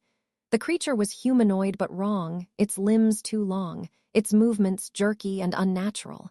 Its face was obscured by shadow, but its eyes glowed a sickly green, piercing through the darkness. April's breath caught in her throat. "What is that?" Vaughn's voice was low and steady. "The darkness." The creature tilted its head as if sensing them. Then, with a guttural snarl, it charged. "Run!" Vaughn shouted, stepping in front of April. But April didn't run. She stood her ground, her heart pounding as Vaughn transformed before her eyes. His body contorted, his limbs elongating, his clothes ripping as thick fur sprouted from his skin. Within moments, the man she knew was gone, replaced by a massive black wolf with glowing blue eyes. The creature lunged at Vaughn, its claws raking through the air, but Vaughn was faster. He met it head-on, their bodies colliding with a sickening thud. April watched, frozen with fear and awe, as Vaughn fought with a ferocity she'd never seen before. The creature was powerful, its movements unnatural, but Vaughn was relentless, his teeth and claws a blur as he drove it back. But the fight wasn't one-sided. The creature slashed at Vaughn, drawing blood that glistened in the moonlight. "Vaughn," April shouted, her voice breaking. The wolf turned toward her, his glowing eyes meeting hers for a brief moment. Then, with a final, savage snarl, he drove the creature to the ground. The darkness hissed, its form dissolving into shadow as it vanished into the trees. Vaughn stood there, his chest heaving, blood dripping from his wounds. Slowly, he turned back to April, his form shifting as he reverted to his human self. "Are you okay?" she asked, rushing to his side. "I am fine," he said, though his voice was strained. April reached out, touching his arm gently. "You saved me." Vaughn's gaze softened. "I always will." As they made their way back to the cabin, April couldn't shake the image of Vaughn in his wolf form, fighting with a strength and courage that took her breath away. But she also couldn't ignore the fear in his eyes when he looked at her. The darkness was growing stronger. And they were running out of time. Chapter 12, the wolf within the students were waiting in the cabin when April and Vaughn returned. Their anxious faces turned to relief at the sight of their teacher unharmed, though Vaughn's bloodied appearance quickly stoked their fears. "Are you okay?" Megan asked, her voice shaky. "I am fine," Vaughn said curtly, brushing past them toward the kitchen to clean himself up. April placed a calming hand on Megan's shoulder. "It's all right. Vaughn's tough, and we safe for now. Let us focus on staying together and keeping calm." The students nodded, though their unease lingered. April stayed with them until they began to settle, engaging them in light conversation and encouraging them to work on their art. But her mind was elsewhere, racing with thoughts of the creature they'd encountered. When Vaughn emerged from the kitchen, his wounds cleaned and bandaged, April motioned for him to join her in the corner of the room. "We need to talk," she said quietly. Vaughn nodded, his expression unreadable. "Let us go outside." The porch was bathed in moonlight, the forest around them still and quiet. April leaned against the railing, her arms crossed as she studied Vaughn. "You hurt," she said, her tone accusatory. "It's nothing I can handle," Vaughn replied, brushing off her concern. "It's not nothing," April countered, her voice rising. "You fought that thing alone, Vaughn. If it had been stronger, if you hadn't been fast enough, you could have." She trailed off, unable to finish the thought. Vaughn exhaled, running a hand through his hair. "But I wasn't too slow. I am still here, and so are you. That's what matters." April shook her head, her frustration mounting. "You can keep doing this, taking on all the danger yourself, shutting the rest of us out. We in this together, Vaughn. Whether you like it or not." Vaughn's jaw tightened. "You don't understand what you asking for, April. This thing it's ancient, powerful. The curse ties me to it. If it's going to be stopped, it has to be me. And what happens if you can stop it?" April demanded. He didn't answer, his silence speaking volumes. "That's what I thought," April said, her voice trembling. "You're willing to sacrifice yourself for us, but I am not willing to let you. There has to be another way, Vaughn. We'll figure it out, together." Vaughn looked at her, his expression softening. "You don't give up, do you?" "Not when it comes to people I care about," April said, meeting his gaze. For a moment, the tension between them eased, replaced by a quiet understanding. "I don't know how to fight this thing," Vaughn admitted. "Not yet. But you rewrite, we'll figure it out." April smiled faintly. "That's all I am asking." The next day, April and Vaughn worked with the students to piece together what they knew about the darkness. Using the journal and their sketches, they tried to map out the creature's movements and patterns. "It seems to be drawn to the same places over and over," Megan pointed out, tracing a path on the map Vaughn had sketched. "The stream, the ridge, the clearing where we saw it," Damien added. "Do you think it's looking for something?" "I think it's looking for someone," Vaughn said darkly. April frowned. "You mean you?" Vaughn nodded. "The curse ties me to the forest, and the forest ties me to the darkness. It's like a chain reaction. The closer it gets to me, the stronger it becomes." "But why?" Megan asked. "What does it want from you to feed?" Vaughn said simply. "On my fear, my pain, my anger. The wolf inside me is like a beacon for it." April's stomach turned. "Then we need to break the connection." There has to be a way to sever the tie between you and the darkness. The curse isn't something you just break, April, Vaughn said, his tone heavy. It's part of me. It's who I am. No, April said firmly, it's not who you are, Vaughn. It's something that was done to you. And if it can be done, it can be undone. Vaughn studied her, a flicker of hope in his eyes. Maybe, but we didn't even know where to start. We'll figure it out, April said. The journal mentioned the forest speaking to people, showing them things. Maybe it can show us what we need to do. Vaughn nodded slowly. It's worth a try. But if we going to do this, we need to move fast. The darkness isn't going to wait for us. That evening, the group gathered around the fire pit. April encouraged the students to sketch or paint whatever came to mind, hoping the act of creation would help them connect with the forest. Vaughn remained quiet, his gaze fixed on the flames, his thoughts clearly elsewhere. As April worked on her own sketch, an image began to take shape: a massive tree with roots that twisted and coiled like veins, its trunk scarred with symbols she didn't recognize. Look at this, she said, showing Vaughn the drawing. His eyes widened. I've seen that tree before. It's deep in the forest near the ridge. Do you think it's important? It has to be, Vaughn said. If the forest is trying to guide us, that tree might hold the answers we were looking for. April nodded, determination hardening in her chest. Then that's where we'll go. Vaughn hesitated, then said, it's dangerous, April. If the darkness is drawn to me, it'll follow us there. Then we'll face it together, April said firmly. For the first time, Vaughn didn't argue. Instead, he took her hand, his grip strong and steady. Together, he said. As the fire burned low, the students' sketches continued to reveal fragments of the forest's secrets.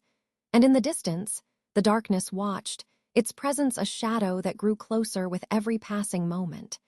Chapter 13, The Gathering Storm. The forest seemed to pulse with energy as April, Vaughn, and the students prepared for their journey to the tree. The sense of urgency had shifted into something tangible, a weight pressing down on all of them. Even the students, who had initially been hesitant about venturing deeper into the woods, now worked with quiet determination. April's sketch of the twisted tree with its scarred trunk had sparked something in all of them. Megan had painted a vivid image of its roots glowing faintly, as if lit from within, while Damien had sketched the tree surrounded by shadowy figures, their faces obscured. It's like the forest is guiding us, Megan said, her voice hushed. Or warning us, Damien muttered, earning a sharp glance from Vaughn. Either way, we don't have a choice, Vaughn said. If we don't confront this thing now, it'll only get stronger. April looked around at the students, their faces pale but resolute. We'll stick together, she said, her voice firm. No one wanders off, no matter what happens. We face this as a group. The journey to the ridge began early the next morning. Vaughn led the way, his movements careful and precise, while April kept the students close, her flashlight and a sturdy walking stick in hand. The forest was unusually still, the usual rustling of leaves and distant calls of birds replaced by an oppressive silence. As they walked, April couldn't shake the feeling of being watched. The shadows between the trees seemed deeper, more alive, and every so often she caught a flicker of movement just beyond the edge of her vision. We're being followed, Vaughn said quietly, his voice low enough for only her to hear. April swallowed hard. By the darkness, Vaughn nodded. It knows where we're going. It's trying to scare us, wear us down before we get there. April glanced at the students who were whispering nervously among themselves. We won't let it. The tree came into view as they crested the ridge, its massive trunk twisting upward like a living sculpture. The bark was dark and gnarled, etched with intricate symbols that seemed to pulse faintly in the dim light. Its roots stretched outward, burrowing deep into the earth, their tips glowing faintly with a silvery hue. It's beautiful, Megan whispered, her voice tinged with awe. And terrifying, Damien added, shivering despite the warmth of the day.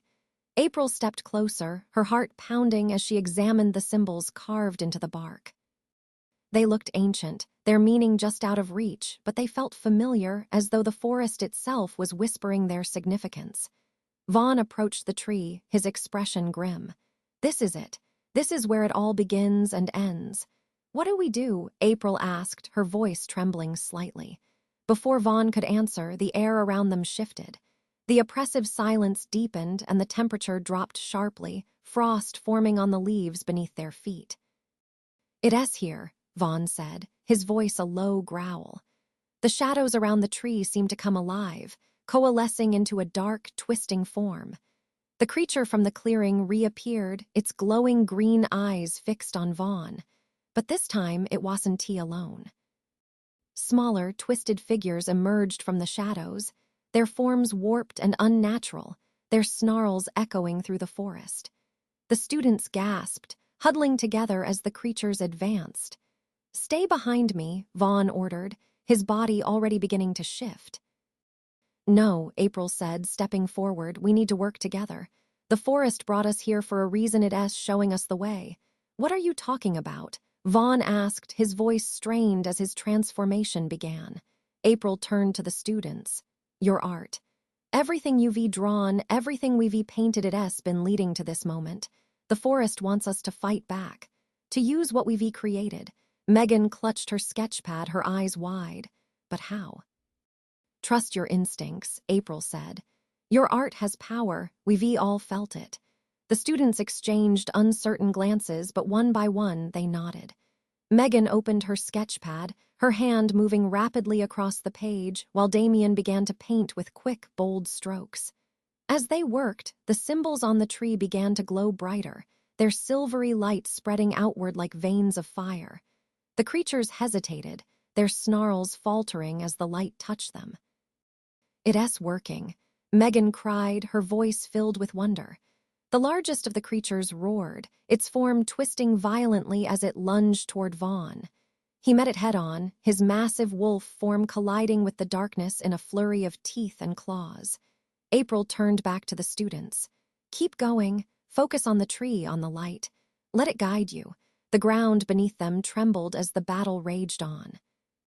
Vaughn fought with a ferocity that left April breathless, but the creatures were relentless, their numbers growing with every passing moment.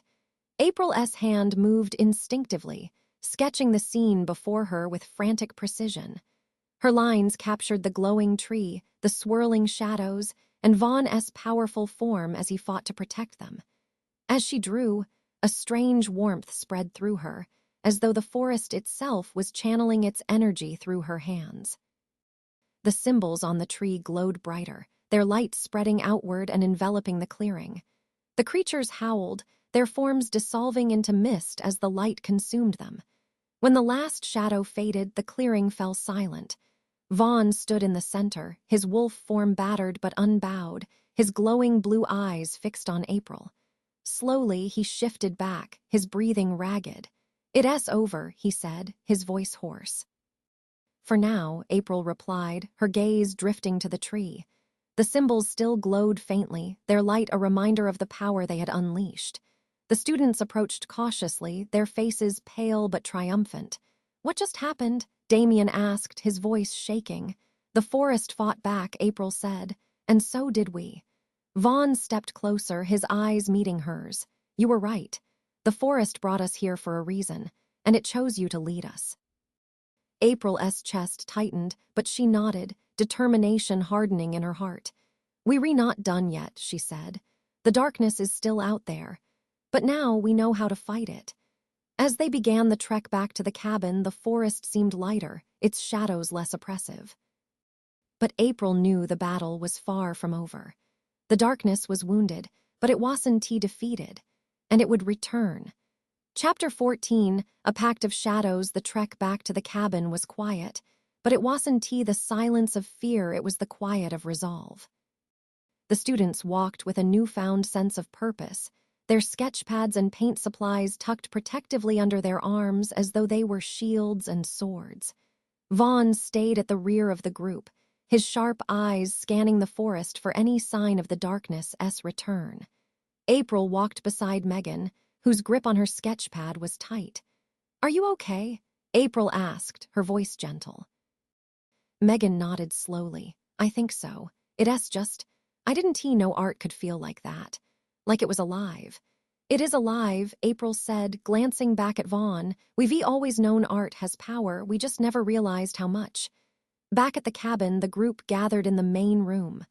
Vaughn sat near the door, his body still tense, while April stood by the fireplace, her hands gripping the edges of the journal she brought with her. We heard it, April began, her voice steady. The darkness is weaker now, but it's not gone. We need to figure out how to end this for good. How? Damien asked, his brow furrowed. We didn't even know what it is. We know enough, Vaughn said, his voice low. It's tied to the forest and to me. As long as I carry this curse, the darkness will keep coming. You can mean. April's voice trailed off, her chest tightening as she realized what he was implying. Vaughn's gaze met hers, and for a moment, his mask of stoicism cracked, revealing the fear and pain beneath. If the curse is the source of its power, then breaking the curse might be the only way to stop it. But breaking the curse could kill you, April said, her voice trembling. It could, Vaughn admitted. But if it means saving all of you, it's worth it. No, April said firmly, stepping toward him. There has to be another way. We've come this far, Vaughn. We'll figure it out. The room fell silent as everyone absorbed the weight of his words. Maybe the forest knows how to break the curse, Megan said hesitantly. April nodded, a spark of hope igniting in her chest. It showed us the tree. It guided us. Maybe it can guide us again. How do we ask a forest for answers? Damien asked, his skepticism evident. Through our art, April said. It's how we've connected with it all along. Vaughn exhaled sharply, his gaze distant. It's worth a try, but we need to be ready. The darkness won't wait for us to figure it out. That evening, the group sat in a circle around the fire pit outside the cabin. The stars above were brilliant, the moon casting long shadows across the clearing. April handed each student a blank canvas and a set of paints, encouraging them to let the forest speak through them. Don't think, she said. Just feel. Trust your instincts. The students began to paint, their brushes moving with surprising speed and precision.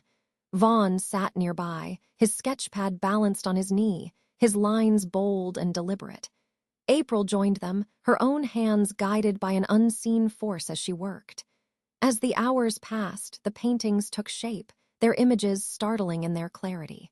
Megan's canvas depicted the tree once more, but this time its roots wrapped around a glowing sphere of light. Damien's painting showed Vaughn in his wolf form, standing between the tree and a shadowy figure with outstretched hands. April's own painting was the most vivid of all. It showed the tree in its full, radiant glory, its light spreading outward to banish the encroaching darkness. At its base, Vaughn stood with his arms outstretched, his figure glowing as though he were part of the tree itself. When they were finished, the group stared at the paintings in awe. What does it mean? Megan asked, her voice hushed. April studied her canvas, her heart pounding. I think the tree is the key. It's the heart of the forest, the source of its power. If we can channel its energy, we might be able to break the curse and the darkness with it. But at what cost? Vaughn asked, his voice quiet. April looked at him, her chest tightening. We won't let it take you. There has to be a way to do this without losing you. Vaughn's expression softened, but the doubt in his eyes remained. We'll need to go back to the tree, he said. The answers we need are there. But if we do this, there's no turning back.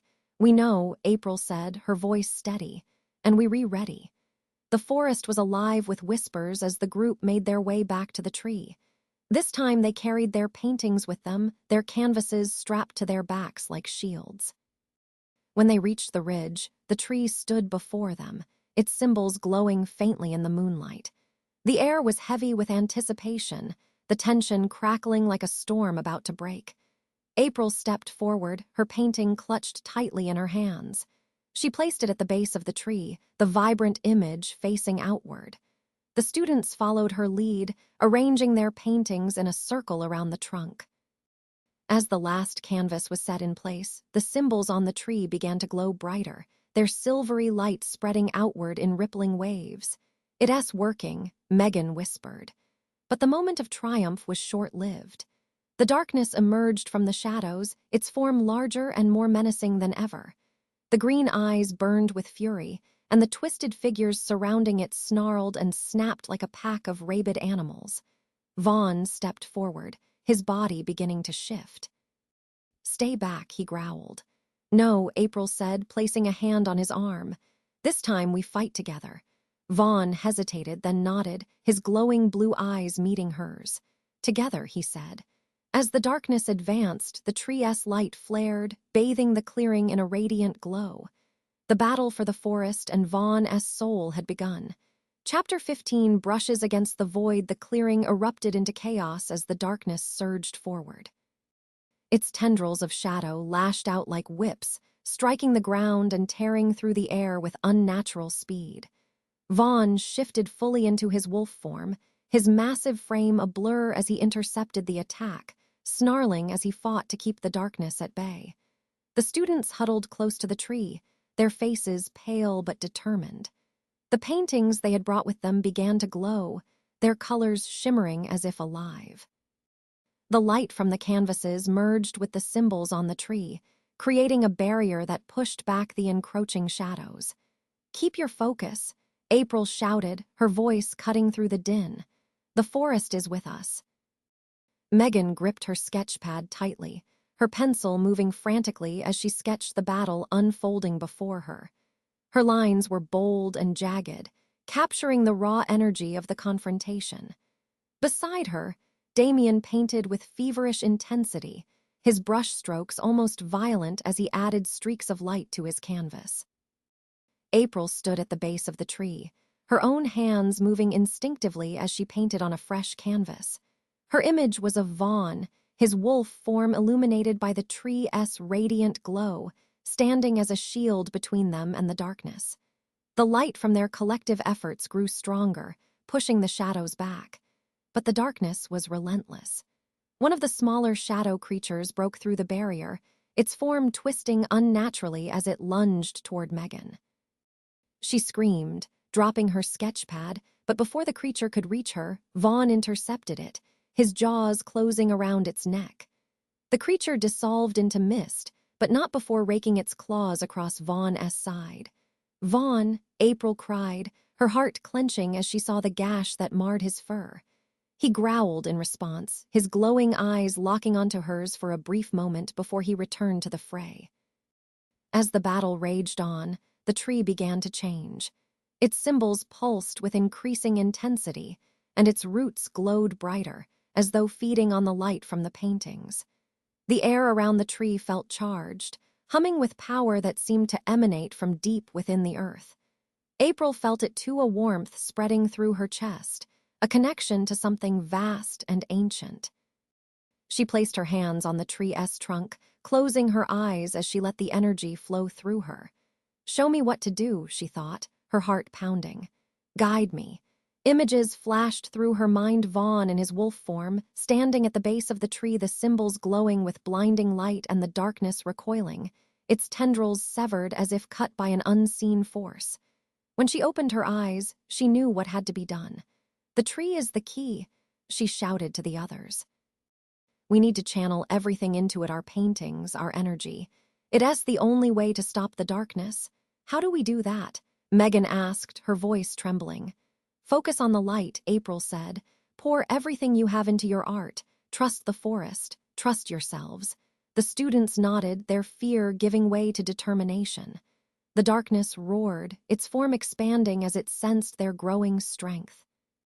Vaughn fought with unrelenting ferocity, his claws and teeth tearing through the shadow creatures that swarmed around him. But the effort was taking its toll. His movements were slower, his growls tinged with pain. April couldn't bear to watch him suffer, but she forced herself to focus. She dipped her brush into the glowing paint on her palette, adding streaks of light to her canvas. Each stroke felt like a spark, igniting the energy within the tree. The symbols on the tree flared, their light piercing the darkness. The shadow creatures shrieked, their forms unraveling as the light touched them. "It's working," Damien shouted, his voice filled with hope. But the darkness wasn't finished. It gathered itself into a massive wave, its tendrils writhing as it prepared to strike the tree. "No," April screamed, stepping forward. Vaughn lunged, his wolf form colliding with the wave, but the impact sent him crashing to the ground. He lay still for a moment, his chest heaving as he struggled to rise. "Vaughn." April ran to his side, her heart breaking at the sight of his battered form. "You have to finish it," he rasped, his glowing blue eyes locking onto hers. "We'll finish it together," April said, her voice trembling. She turned to the students. "Now, focus everything you have into the tree." Megan, Damien, and the others worked frantically, their hands moving in unison as they added the final touches to their paintings. The light from their canvases merged with the tree, creating a blinding radiance that surged outward like a tidal wave. The darkness screamed, its form writhing as the light consumed it. Tendrils snapped and dissolved, its green eyes dimming as it was pushed back into the void. As the light reached its peak, the tree's roots pulsed one final time, anchoring the energy deep within the earth. The clearing fell silent, the darkness gone. April knelt beside Vaughn, her hands trembling as she touched his fur. "Vaughn, it's over. We did it." His form shifted slowly, his fur receding as he returned to his human shape. He looked up at her, his face pale but relieved. "You did it," he whispered. "We all did," April said, her voice thick with emotion. The students gathered around them, their faces a mixture of exhaustion and triumph. "What happens now?" Megan asked, her voice soft. April glanced at the tree, its light fading to a gentle glow. "The forest will heal, and so will we." Vaughn smiled faintly, his gaze lingering on April. Together. The weight of the battle still hung heavy, but for the first time in what felt like an eternity, the forest was quiet. And for now, that was enough. Chapter 16, Battle Beneath the Pines. The sense of quiet in the forest was deceptive, a fragile calm that left the group on edge. Though the darkness had been repelled, April could feel its lingering presence, a faint pulse beneath the surface of the earth. The students were exhausted, their creativity drained, but April knew the fight wasn't over. Vaughn sat near the tree, his back against its massive trunk, his face pale from the strain of his transformation and the wounds he sustained. April knelt beside him, a damp cloth in her hand as she gently wiped the dried blood from his skin. "You shouldn't be moving," she said softly.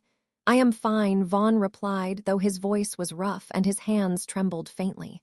"No, you're not," April said firmly. "But you will be. Just let me take care of you for once."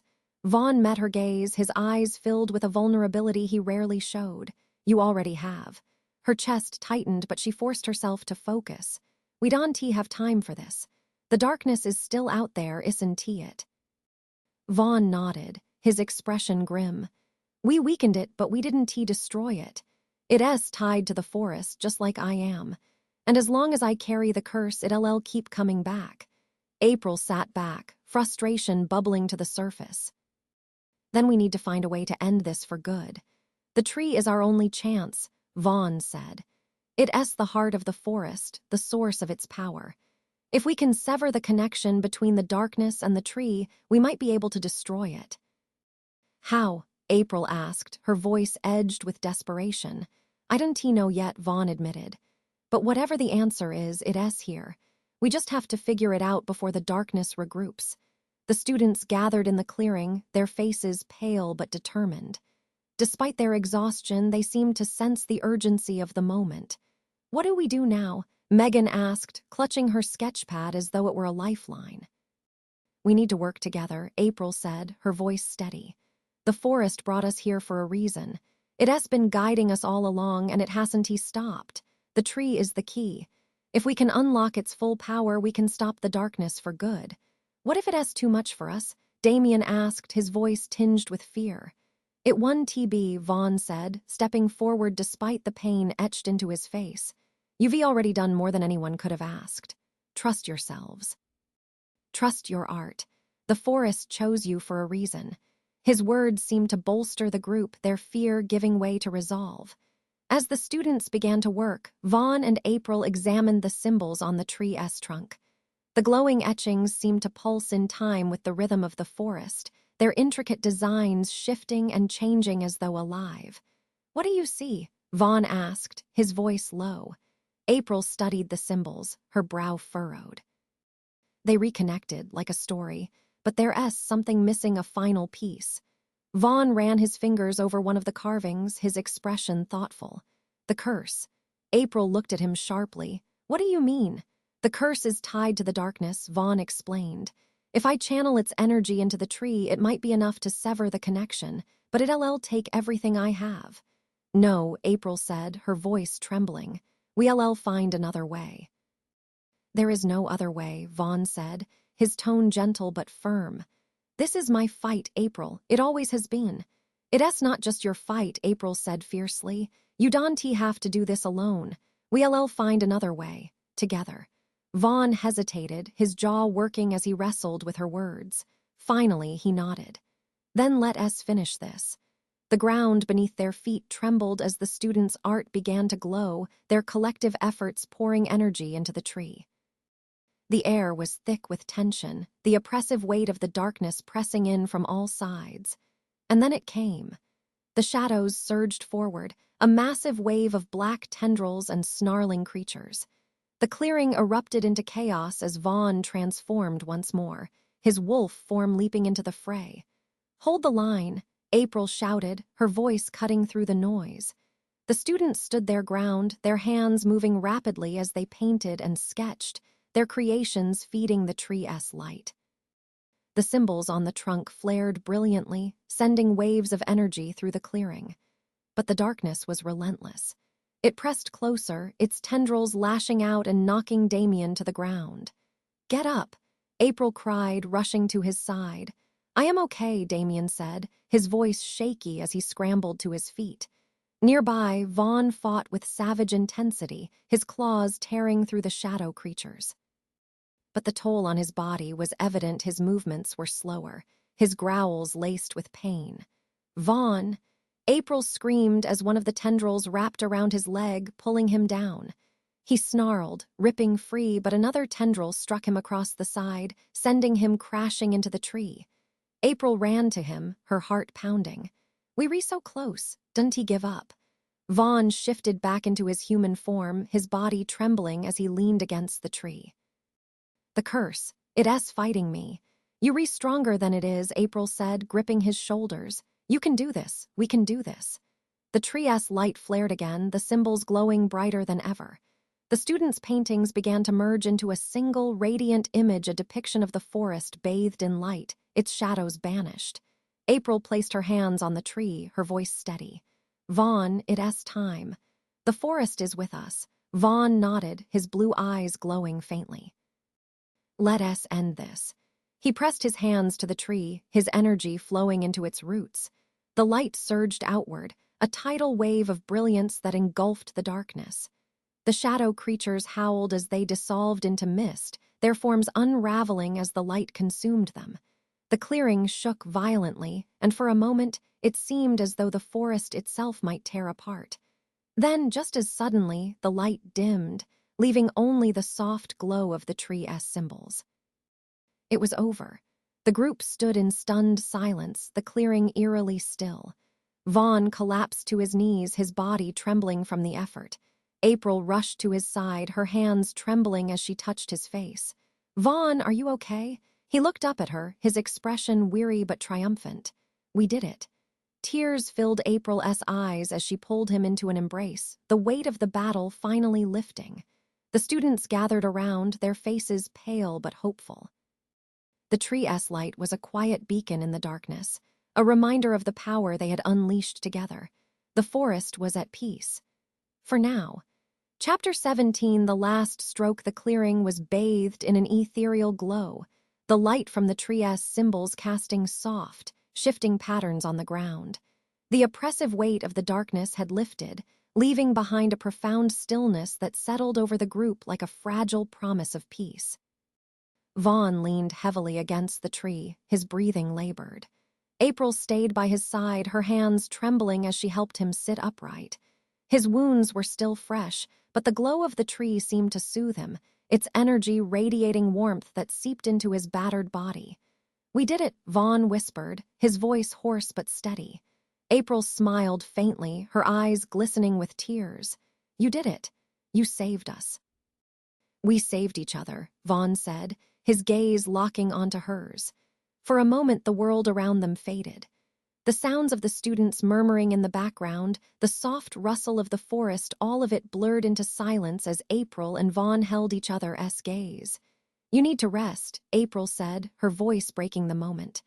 "I'll rest when I know you're safe," Vaughn replied, a hint of his wry humor returning. April shook her head, her smile widening. "You impossible.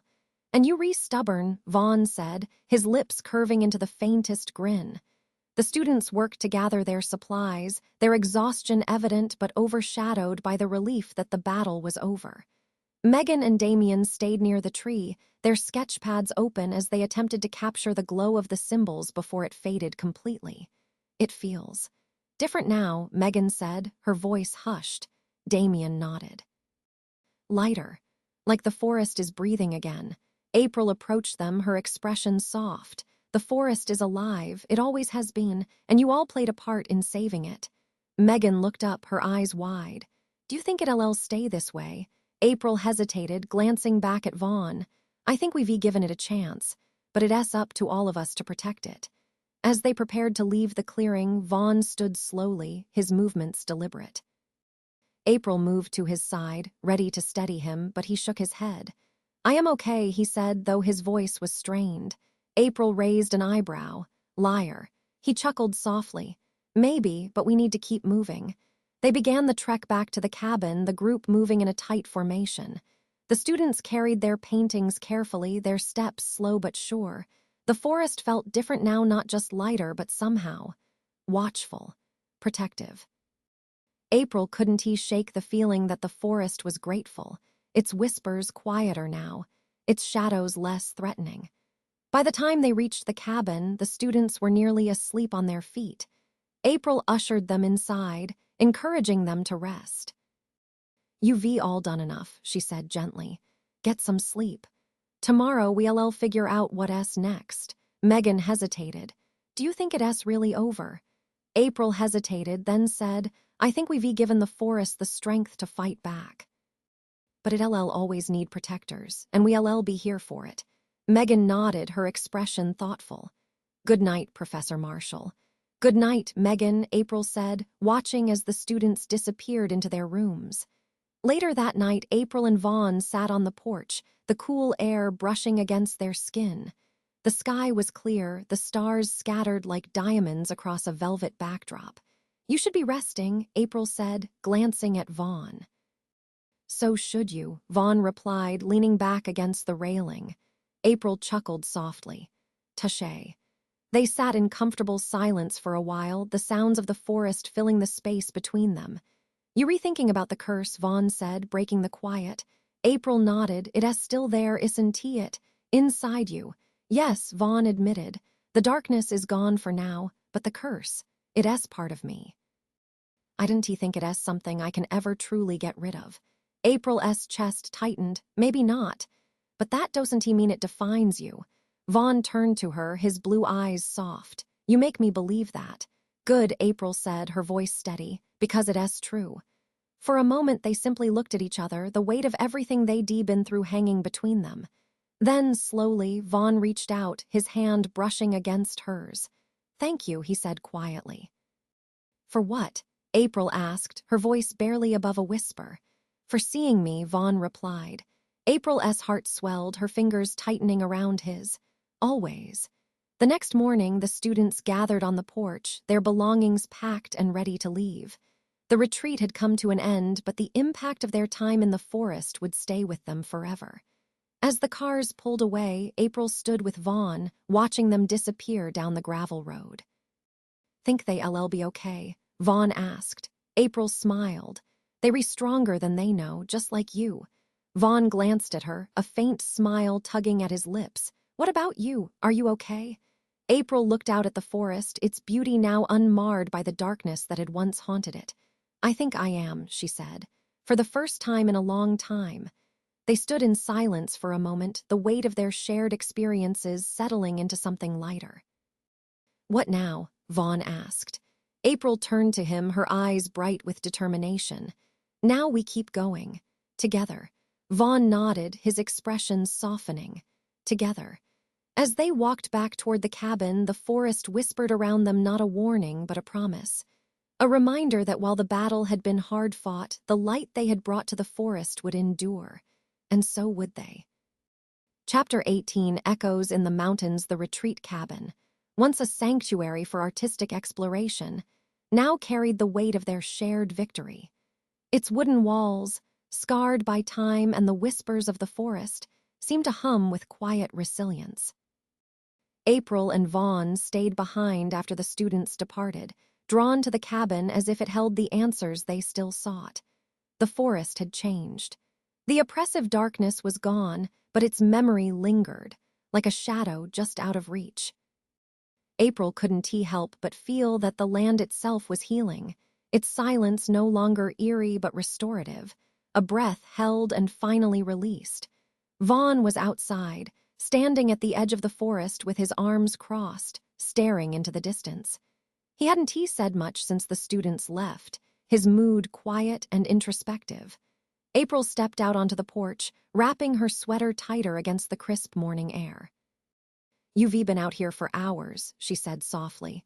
Vaughn turned slightly, acknowledging her presence. "I needed to think." She walked down the steps and joined him, following his gaze to the horizon where the Blue Ridge Mountains stretched endlessly. "What's on your mind?" He hesitated, then said the curse. "The forest may be at peace for now, but I can still feel it inside me. It's quieter, but it's not gone." April studied him, her heart aching at the weariness in his voice. "You've carried it for so long, Vaughn. You don't have to do it alone anymore."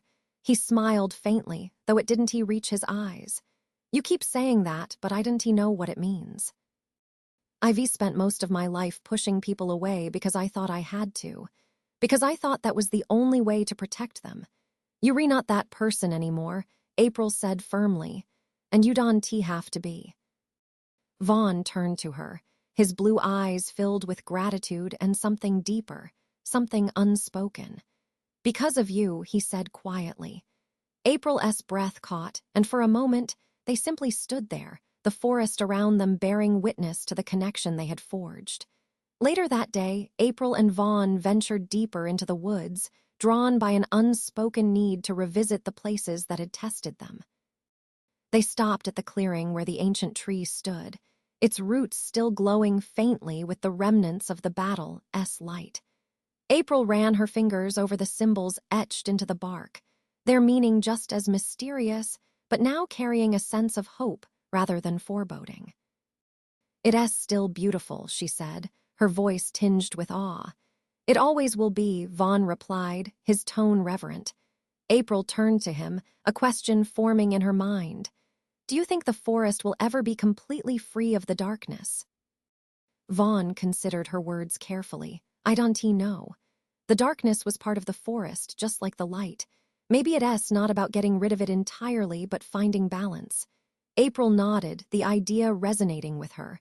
"Balance," she echoed. "Maybe that's what the forest has been trying to show us all along." That evening, as the sun dipped below the mountains, April and Vaughn returned to the cabin. The warm glow of the fire filled the main room, its flickering light reflecting in the half-finished sketches and paintings left behind by the students. April pulled out her sketch pad, her fingers itching to capture the serenity of the moment. She began to draw Vaughn, his profile illuminated by the firelight, his expression contemplative. "You redrawing me again?" Vaughn said, a hint of amusement in his voice. April smiled without looking up. "You a good subject." He leaned back in his chair, watching her with quiet curiosity. "Why do you do it? Draw you?" she asked, glancing at him. He nodded. April set her pencil down, her expression thoughtful. "Because you more than what you think you are. You see yourself as this cursed thing, but I see someone strong, someone who has fought for so long and still chooses to protect others. I want you to see that too." Vaughn was silent for a long moment, his gaze fixed on hers. You make me want to believe it, he said softly. Good, April replied, her voice warm, because it is true. The days that followed were quiet, but they carried a sense of renewal. Vaughn spent more time exploring the forest, reacquainting himself with the land that had both cursed and shaped him. April worked on a series of paintings, each one capturing a different aspect of the retreat, the students, the battles, the light of the tree. One evening, Vaughn returned from one of his walks with something in his hand. "What is that?" April asked as he stepped onto the porch. He held up a small, carved figurine, a wolf, its form delicate but powerful. "I found it near the stream." It must have been left here by whoever lived in the cabin before. April took the figurine, her fingers tracing its smooth surface. "It's beautiful." Vaughn nodded. "It reminded me of you. How you see the wolf not as a monster, but as something worthy of protecting." April's throat tightened. Because you are." For a moment, neither of them spoke. Then Vaughn reached out, taking her hand in his. "Thank you," he said, his voice raw with emotion. "For what?" "For everything," Vaughn said, his blue eyes shining. April smiled, squeezing his hand. "You don't have to thank me, Vaughn. You saved me too." As they stood together beneath the stars, the forest around them seemed to exhale, its whispers soft and content. The darkness had been pushed back, and though the fight for balance might never truly end, they had found their place within it. And for the first time in a long time, the future felt like a promise worth keeping. Chapter 19, The Canvas of Tomorrow. The retreat cabin felt different as the days passed. A place that had witnessed fear and triumph now radiated a quiet peace. April found herself drawn to its simplicity, the creak of the wooden floors, the smell of pine drifting through the open windows, and the way the surrounding forest seemed more alive than ever. The students' paintings and sketches remained on display in the main room, a testament to the journey they had all shared. April had considered packing them away, but Vaughn suggested they stay. "They re part of this place now," he said. "Part of its story. And part of theirs," April thought. One morning, as sunlight streamed through the windows, April sat on the porch with her sketch pad balanced on her knees. She was working on a new piece, one she hadn't shown to Vaughn yet. It was a portrait of him in his wolf form, standing beneath the ancient tree, his eyes glowing with determination. She paused, her pencil hovering over the page as Vaughn stepped out onto the porch. He was barefoot, his hair tousled, and his expression unusually light. "Morning," he said, sitting beside her. "Morning," she replied, her heart skipping a beat. He glanced at her sketch pad. "What are you working on?" April hesitated, then turned the pad to show him. Vaughn studied the drawing, his expression unreadable. "That is how you see me. It is how you are," she said simply. "Strong, brave, protector of the forest." He chuckled softly, but there was no mockery in it. "You make me sound like some kind of hero." "You are," April said, her voice firm. "Even if you don't believe it." Vaughn looked at her, his blue eyes softening. "You see things no one else does, April." "I see you," she said. The silence between them was warm, comfortable. Vaughn reached out, his fingers brushing against hers. "What happens when you go back to your life? Back to teaching, and all of this becomes a memory?" April frowned, the question tugging at her heart. She hadn't thought that far ahead, hadn't let herself consider the possibility of leaving this place or Vaughn. "I don't know," she admitted, "but I don't want this to be a memory." Vaughn nodded, his jaw tightening as if bracing himself. "Then stay." The words hung in the air, unexpected but certain. April's breath caught. "Stay here," Vaughn said, "with me. I don't know what's next for me or for the forest, but I know I don't want to face it alone." Tears pricked her eyes as she nodded. "I don't either." The decision to stay was both simple and monumental. April sent word to her department at the college, explaining she needed time away. She didn't tell them the real reason, who would believe it, but she promised to return when she was ready. For now, her life was here, in the Blue Ridge Mountains, among the trees that whispered ancient secrets and the man who had become her anchor. In the days that followed, April and Vaughn fell into a quiet rhythm. They explored the forest together, revisiting the places that had shaped their journey, the stream where Vaughn's reflection had first betrayed his secret, the ridge where they had faced the darkness, and the ancient tree that still pulsed faintly with light. April painted, capturing the beauty of the land and the quiet strength of Vaughn's presence. Vaughn, in turn, began to sketch more freely, his drawings no longer tinged with the tension that had once defined him. One evening, as they sat by the fire pit, Vaughn showed her a new drawing. It was of the two of them standing beneath the ancient tree, the symbols glowing around them. "It's beautiful," April said, her voice thick with emotion. "It's us," Vaughn said simply. She leaned against him, the firelight casting flickering shadows across their faces. As summer faded into autumn, the forest began to transform, its leaves turning vibrant shades of gold and crimson. The air grew cooler, the nights longer, but the peace that had settled over the land remained. One morning, April and Vaughn stood at the edge of the clearing, watching the sunrise paint the mountains in hues of orange and pink. "What do you think the future holds?" April asked, her voice soft. Vaughn slipped his arm around her, pulling her close. "Whatever it is, we'll face it together." She smiled, leaning into him. "Together," she echoed. The forest whispered around them, not with fear or warning, but with the gentle promise of renewal. April knew there would always be challenges, always shadows that threatened the light. But she also knew they had the strength to face them. The forest was their home now, its whispers their guide, its heart intertwined with theirs. And as they stood beneath the vast, endless sky, the future felt like a blank canvas, waiting for the strokes of their shared story. Chapter 20 Whispers in the wind. The first frost of the season coated the ground in a delicate shimmer, the forest quiet as if holding its breath. The ancient tree stood tall and resolute at the ridge, its glowing symbols now faint but steady, a reminder of the battle fought and the balance restored. April and Vaughn walked the trail leading to the tree, their steps slow and deliberate. This place had become a sanctuary for them, a place to reflect on what they had overcome and what lay ahead. April carried her sketch pad, her fingers trailing over its worn cover. She defilled its pages with memories of their journey, moments of fear, triumph, and the quiet intimacy that had grown between her and Vaughn. "It feels different now," April said, breaking the silence. "Like the forest is. Lighter." Vaughn nodded, his eyes scanning the horizon. "It's healing." "We all are." They reached the tree, its roots stretching out like veins of the earth. April knelt, placing a hand on its rough bark. The faint hum of its energy pulsed beneath her palm, steady and reassuring. "Do you think it'll stay this way?" she asked. Vaughn crouched beside her, his expression thoughtful.